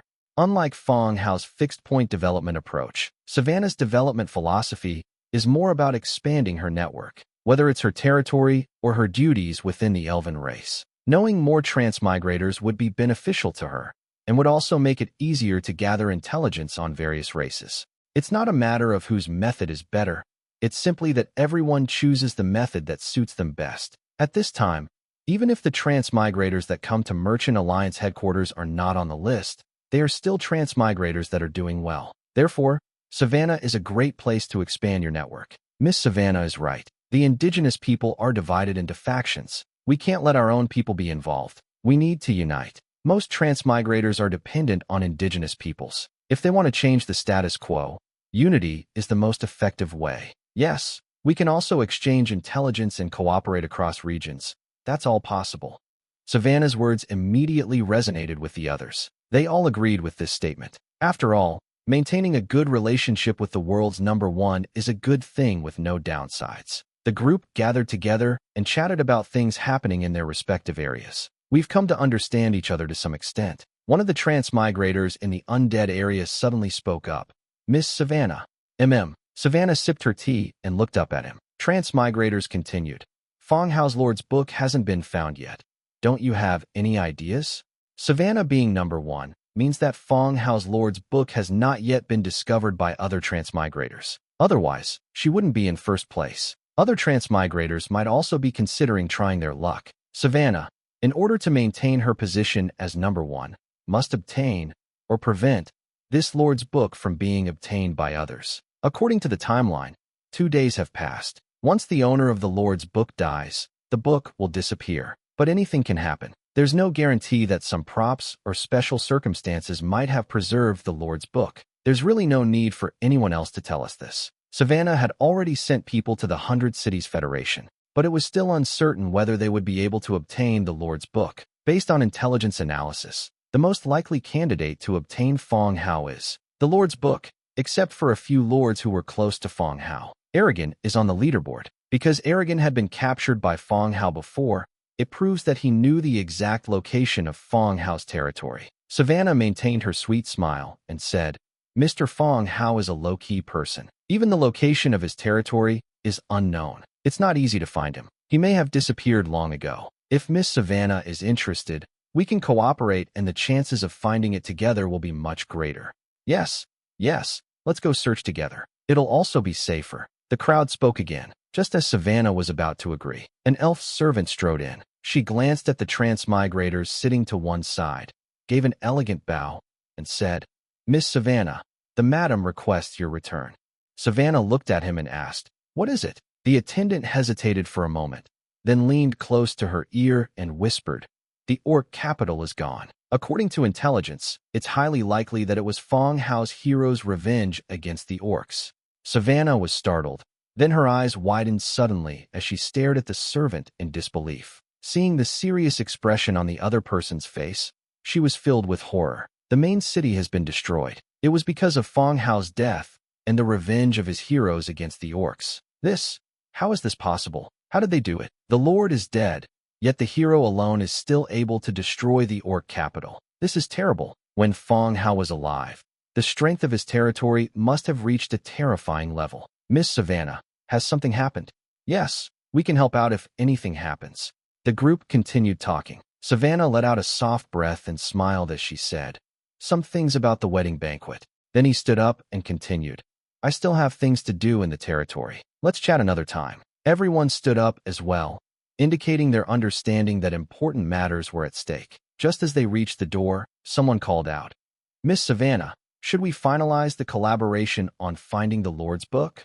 Savannah turned around and said, "No, I'd better forget about Mr. Fang Hao's things. I'll just stay put and guard my own place." After saying that, he turned and left. The transmigrators were left somewhat bewildered. Why did the tone of the conversation suddenly change? Night fell. The main city's halls remained brightly lit. Fang Hao sat on his throne, continuing to spy on World Channel. Just as he expected, soon, news spread through the World Channel that the orc capital city had been attacked and completely reduced to ruins. Many transmigrators also sent in photos showing the scene in complete disarray, with the city wall in ruins, looking as if it had been bombed. In reality, there's no way to hide something like this. Near any major city, there are numerous transmigrators who, even if not drawn by the sounds of battle, will come to the major city to sell their goods during the day. Judging from the dilapidated state of the walls and tiles, it was clear that the area had been bombed. However, this matter did not generate much discussion on the channel. The main reason is that the orc territory is too chaotic. There was even a civil war not long ago, so it's not surprising that there's news of trouble in the main city. Apart from the transmigrators within the orc territory, everyone else thought it was only a matter of time. After watching for a while, the main topic was still the groups of people coming to find his lord's book. Just like the treasure left behind by the Pirate King, their own side attracted the attention of all transmigrators. Ring ring. Just then, a clear, ringing bell rang out. The succubus, Yezebeth, fell from the sky, flapping her wings. A bell was tied to her slender tail. With a slight twist of her waist, the bells jingled. With most of the territory's heroes transferred out, the succubus has become increasingly daring. "My lord," the succubus bowed slightly, her eyes sparkling. "Yes, is there something you need?" Fang Hao asked. The succubus smiled, sat down to the side, and said softly, "My lord, Succubus Bistro has received a message about a field map." Oh, Fang Hao became interested and asked, "Where?"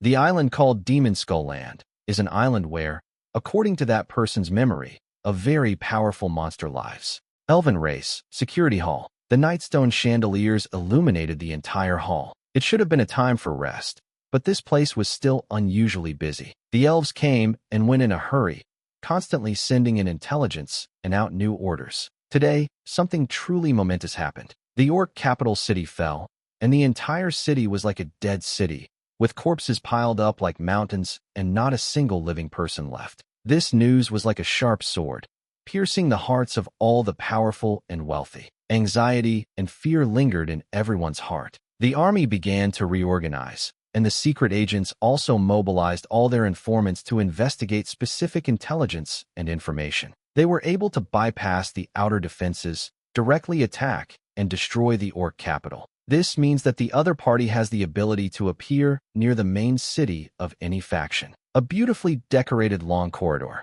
Savannah, her forehead beaded with sweat, walked briskly while carrying a stack of documents. Arriving at a room, I took a deep breath and gently knocked on the door. A soft, familiar voice came from inside the room. Come in. The door opened. The beautiful woman, Philarica, stood at the window, gazing at the hazy night outside. Has the investigation been completed? Savannah immediately replied. After reviewing the photos taken by the transmigrators, it can be confirmed that they are troops under Fang Hao's command. Yes, Philarica nodded. Not a single survivor was left in the Orc capital. However, various messages were still disseminated through some channels. The reactions of the surrounding cities, the oracles of the beast god, and some photos taken by the transmigrators. With just a little verification, the collected intelligence can be traced back to Fang Hao. After all, the four-armed bone general and thunderfire gunner were both military units he created, unique in the world. Moreover, these two unit types were broadcast live in the system mission Heroic Spirit Arena, and most transmigrators have seen them. The beautiful woman hesitated for a moment before continuing to ask, Fang Hao, is he really dead? Savannah frowned, then said, he's probably dead. All the transmigrators are trying to find anything he left behind. So, Fang Hao is dead, and his troops took this action to avenge him. The woman looked up at her. Savannah nodded. Based on current assumptions, this is the most likely scenario. The woman's calm gaze revealed. So, the orcs have essentially shielded us from an attack this time. The elves have always had a plan to get rid of Fang Hao. A rapidly evolving, uncontrolled transmigrators unsettles their race. The plan has been implemented continuously. If the orcs hadn't suddenly intervened, then the assassination attempt on Fang Hao would most likely have been carried out by elven race. Even so, they wouldn't be as foolish as the orcs and attack directly. However, there is still a risk of being caught. When Fang Hao dies, this army will go berserk and attack the elf capital. Who dares to say they can definitely hold on? It's a bit scary to even think about it. Yes, the current outcome is for the best. Fang Hao is dead, and the orcs' main city is gone. Savannah nodded in agreement. Although I was a little scared, the ending didn't seem so bad. Savannah became #1 in the world, and orc race's strength was weakened. She was the biggest beneficiary of it all. The beautiful woman picked up her teacup, took a sip, put it down again, and continued.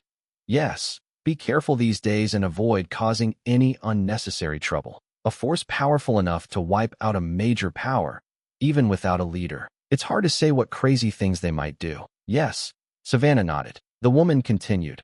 All right, go and rest now. Be sure to gather intelligence on the transmigrators. Yes, madam, Savannah answered again and then left. The other ethnic groups are doing similar things. Gather intelligence and increase the troop strength stationed in the main city. Even some powerful and wealthy people left the main city with their families. People were filled with anxiety. The main city, Lord's Hall. A powerful monster? Tell me more about it. Fang Hao was even more curious. The succubus Yezebeth nodded and gave a brief account of what had happened. A guest came to Succubus Bistro who, due to some past experiences, kept having similar nightmares. Little Succubus entered his dream, creating a comfortable dream world where he could rest. At this point, Fang Hao felt that the role of a succubus was more like that of a psychologist or hypnotist. Contrary to his expectations, it wasn't just about indulging in erotic fantasies. Sigh, that's too superficial. This man's nightmare stemmed from his fleet's encounter on an island after being derailed by a storm. In the fragments of memory,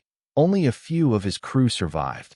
The rest perished on the island. Although he escaped, he was left with deep psychological trauma. Based on this information, Yezebeth confirmed that this was the wilderness map Fang Hao had mentioned. Then he brought the message over. Fang Hao listened attentively and nodded. Judging from the information, it really was a wilderness map on an island. During this period, the forces occupying the islands were mostly pirates. Even in the islands inhabited by sea creatures, there were quite a few pirates. Hanging up the flag makes them sea creatures.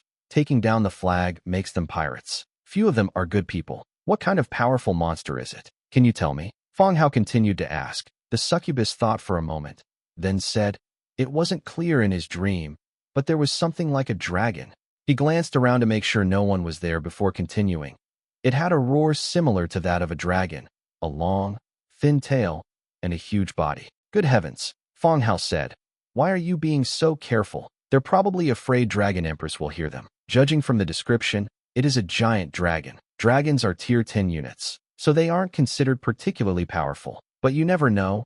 This world contains all kinds of species, and it could also be other kinds of monsters. Are there any other types of enemies? Fang Hao continued to ask. The succubus thought for a moment and said, there are also some scattered memories from some sea creatures with rather strange appearances. Sea creatures. Sea creatures also have snake tails, and the monster they mentioned might not necessarily be a dragon. He nodded and said, okay, I understand. Do you have a map? I'll have someone explore it later. Some adults, after the dream ended, immediately checked the map. Upon hearing Fang Hao say that the intelligence was useful, the succubus immediately showed delight and, as if presenting a treasure, took out a map. On the map, a region was circled with a pen. It did indeed deviate from the normal shipping route and was located in a relatively remote sea area. Well done, Fang Hao praised. Yes, it's what I should do. The succubus's face gradually turned pink, her tail swayed, and her bells jingled. Fang Hao patted her little head and said,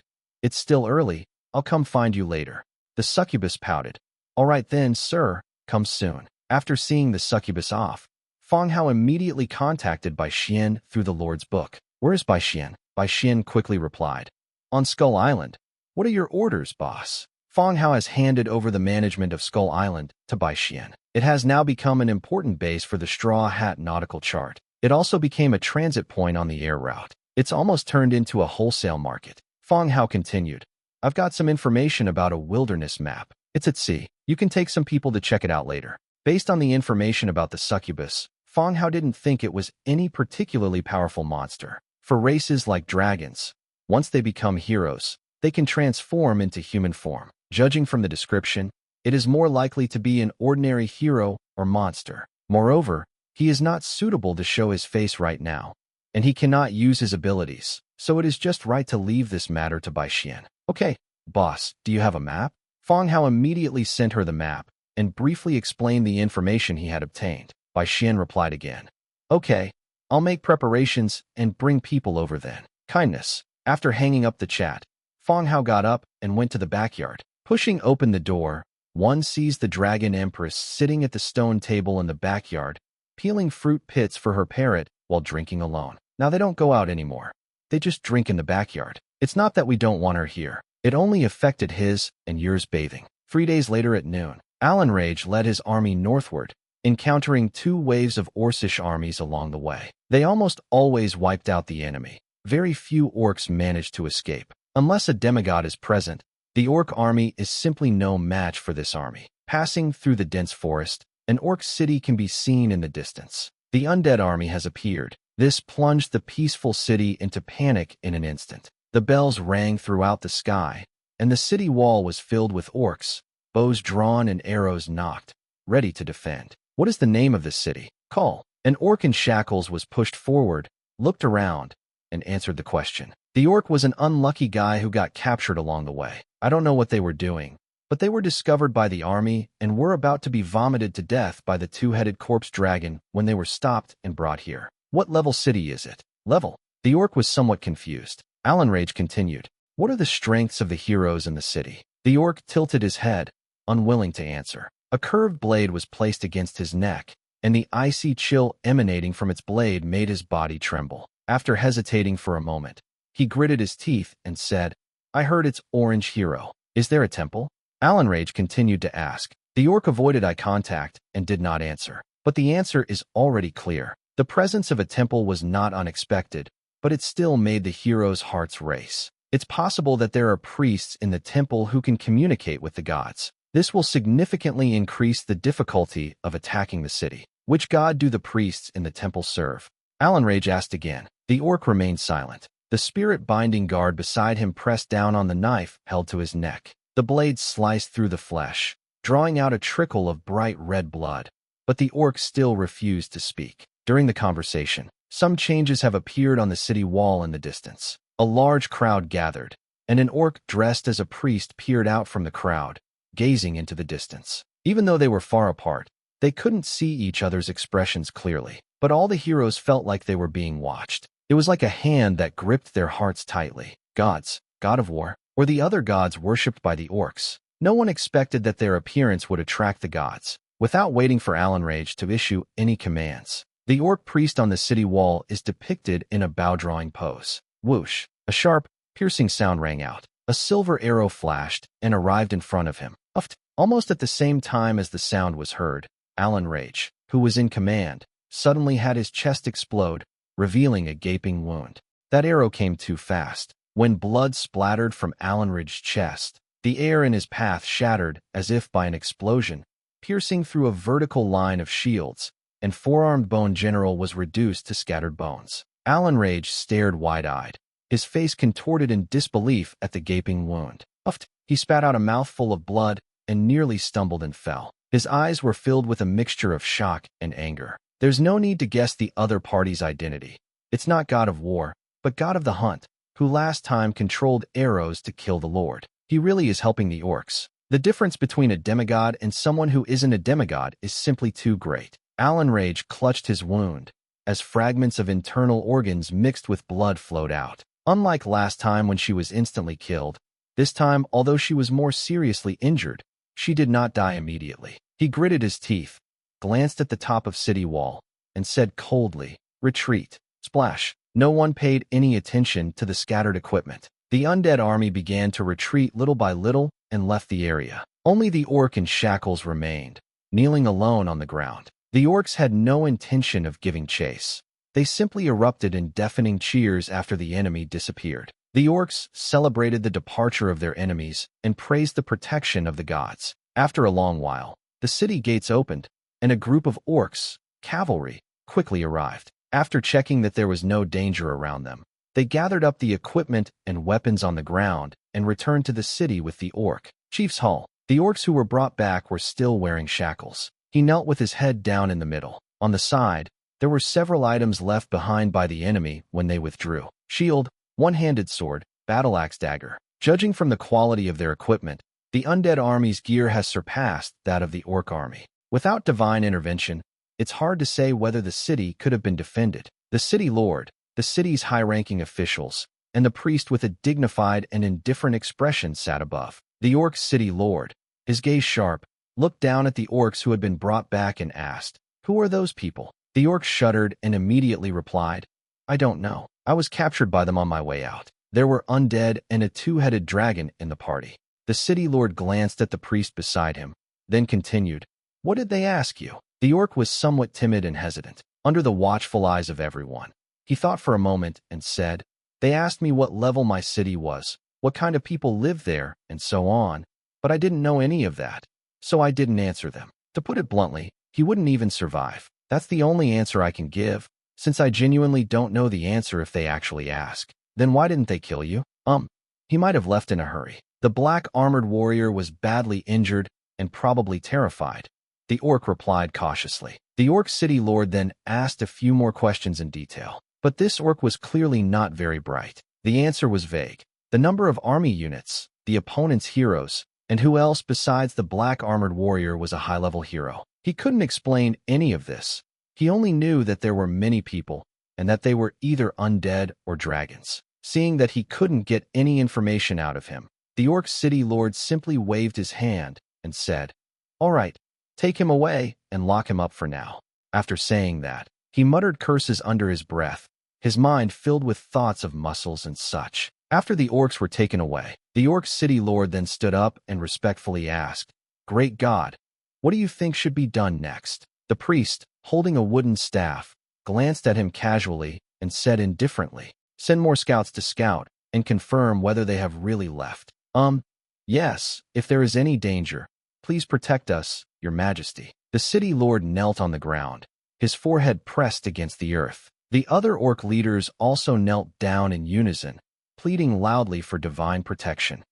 The priest gave a flat hum. The next second, the divine power vanished, and the aura emanating from the orc priest abruptly disappeared, turning him back into an ordinary orc priest. The orc city lord rose and continued to give orders. "Send these weapons into the warehouse, reinforce the city's defenses, and send scout to check if the enemy has left. Yes, the next level plane is the land of deception. The remaining buildings have all been demolished, and the deep pit has been filled in." Fang Hao and the others looked at the empty plain and began to discuss what to do here. "How about we build another amusement park?" And Jia suggested, stroking his chin. "One amusement park would be enough, and there are only so many kinds of equipment. It would be a waste to use it as an amusement park. Before Fang Hao could speak, Yer had already spoken up to refuse. The characteristic of this dimension is its secrecy. Even though it's not very useful to me, I should still try my best to make use of it. Then what do you want to say? And Jiao looked at Yer. Didn't Master say he wanted to use it for farming? Boring. And Jiao muttered, knowing she would say that. Fang Hao smiled and said, growing crops can be done in the rainforest labyrinth plain, but it's better to do something else here. Then he looked at Dragon Empress. Dragon Empress, do you have any suggestions? Dragon Empress looked around and said calmly, it's a good place to hide treasure. Fang Hao was dumbfounded. It's unnecessary to ask her. Even if she used an entire dimension to hide all her gold coins and stuff, she could never fill it up in a lifetime. I'm too lazy to ask them anymore. Instead, I just wandered around here. Seeing that her perfect idea hadn't been adopted, Dragon Empress asked somewhat indignantly, what? Do you have a better idea? Fang Hao looked around and said, I plan to build a core production workshop and a treasure decomposition furnace here, and gradually move the entire industrial zone here. It's called a lower order plane, but it actually has a very large area. Even if the entire main city were moved in, it would only occupy a small portion of the space. In the core production workshop, this entire process requires ManhwaRecap, and Fang Hao plans to increase production here. The treasure disassembly furnace is his device for farming resources. Hundredfold amplification and resource disassembly freed him from the problem of insufficient resources. Therefore, it's more discreet and safer to place it here. Even if someone wanders around the territory in the future, they won't discover his secret. You have a point, especially about the tanners. They stink so badly. And Jia leaned closer again. I'll listen to my master. Yer echoed. Since all three of them said so, Dragon Empress couldn't really say anything. Moreover, the space she suggested for hiding treasures wouldn't be very large, so they didn't say anything. Fang Hao nodded and said, this place is big. What I'm talking about probably only takes up a small part of the area. We can discuss the rest later. Kindness. After agreeing on the plan, Fang Hao opened Lord's book, found the corresponding blueprint, and attempted to build it. He is currently unable to use skills, but the functions of Lord's book are still available. After confirming that the Lord's book can also be used here, construction begins. Orc territory, the city of Kal. No danger was encountered in the city until nightfall. Scout, who had been sent out, also confirmed that the enemy's army had left. This eased the tense atmosphere in the city somewhat. There was no way around it. The enemy's army simply had too many soldiers. If war really breaks out, this city probably won't last even an hour. The heavily guarded warehouse. The shadows in the darkness began to writhe, gradually forming the silhouette of a slender woman. Looking around, he lowered his voice and called out into the narrow ventilation shaft, Cerberus. Whoosh click. A dagger with a metal sheath flew out from the pile of weapons and emerged from the ventilation opening. Hilda, you've gone too far. You've actually abandoned us to the orcs. Damn woman, damn orc. A perfectly planned infiltration operation. As soon as they emerged, the three heads immediately began to speak, each voice louder than the last. Xiaoyu clenched her fist and covered the three dog heads with it, saying, did you record the aura? The three dog heads nodded in unison. At that moment, a flurry of footsteps could be heard from all around. Presumably the guards had come to investigate after hearing the voices. Xiaoyu sends the Cerberus dagger into the dark space. The next second, the person disappeared into the darkness. Several orc guards quickly approached and examined the area with suspicion. They dispersed only after finding no one there. Temple. The orc priests have all gone to rest. In the quiet corridor, the faint sound of someone sleeping could be heard. The high priest's room is not hard to find.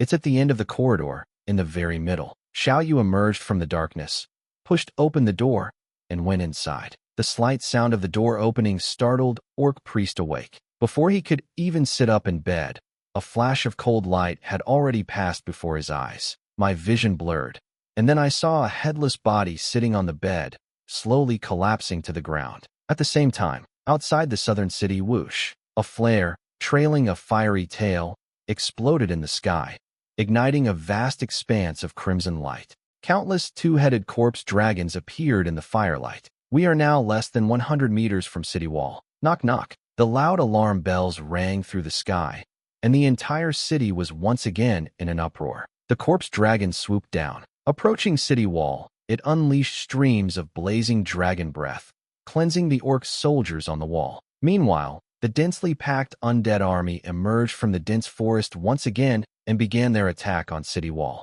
In an instant, the whole place descended into chaos. What's going on? The orc city lord rushed out with the guards. No one answered. But if you look up at the sky, you can see groups of two-headed black dragons circling around. Dragons kept swooping down, killing everyone who came out of the building. Go quickly and invite the priest. Before anyone could get there, guards came running over quickly. He was shouting, "Lord of the city, the temple, the priests of the temple have all been killed." The orc city lord was taken aback. Then he stood there, stunned, watching the giant dragons circling in the sky. He muttered as if he had lost his soul.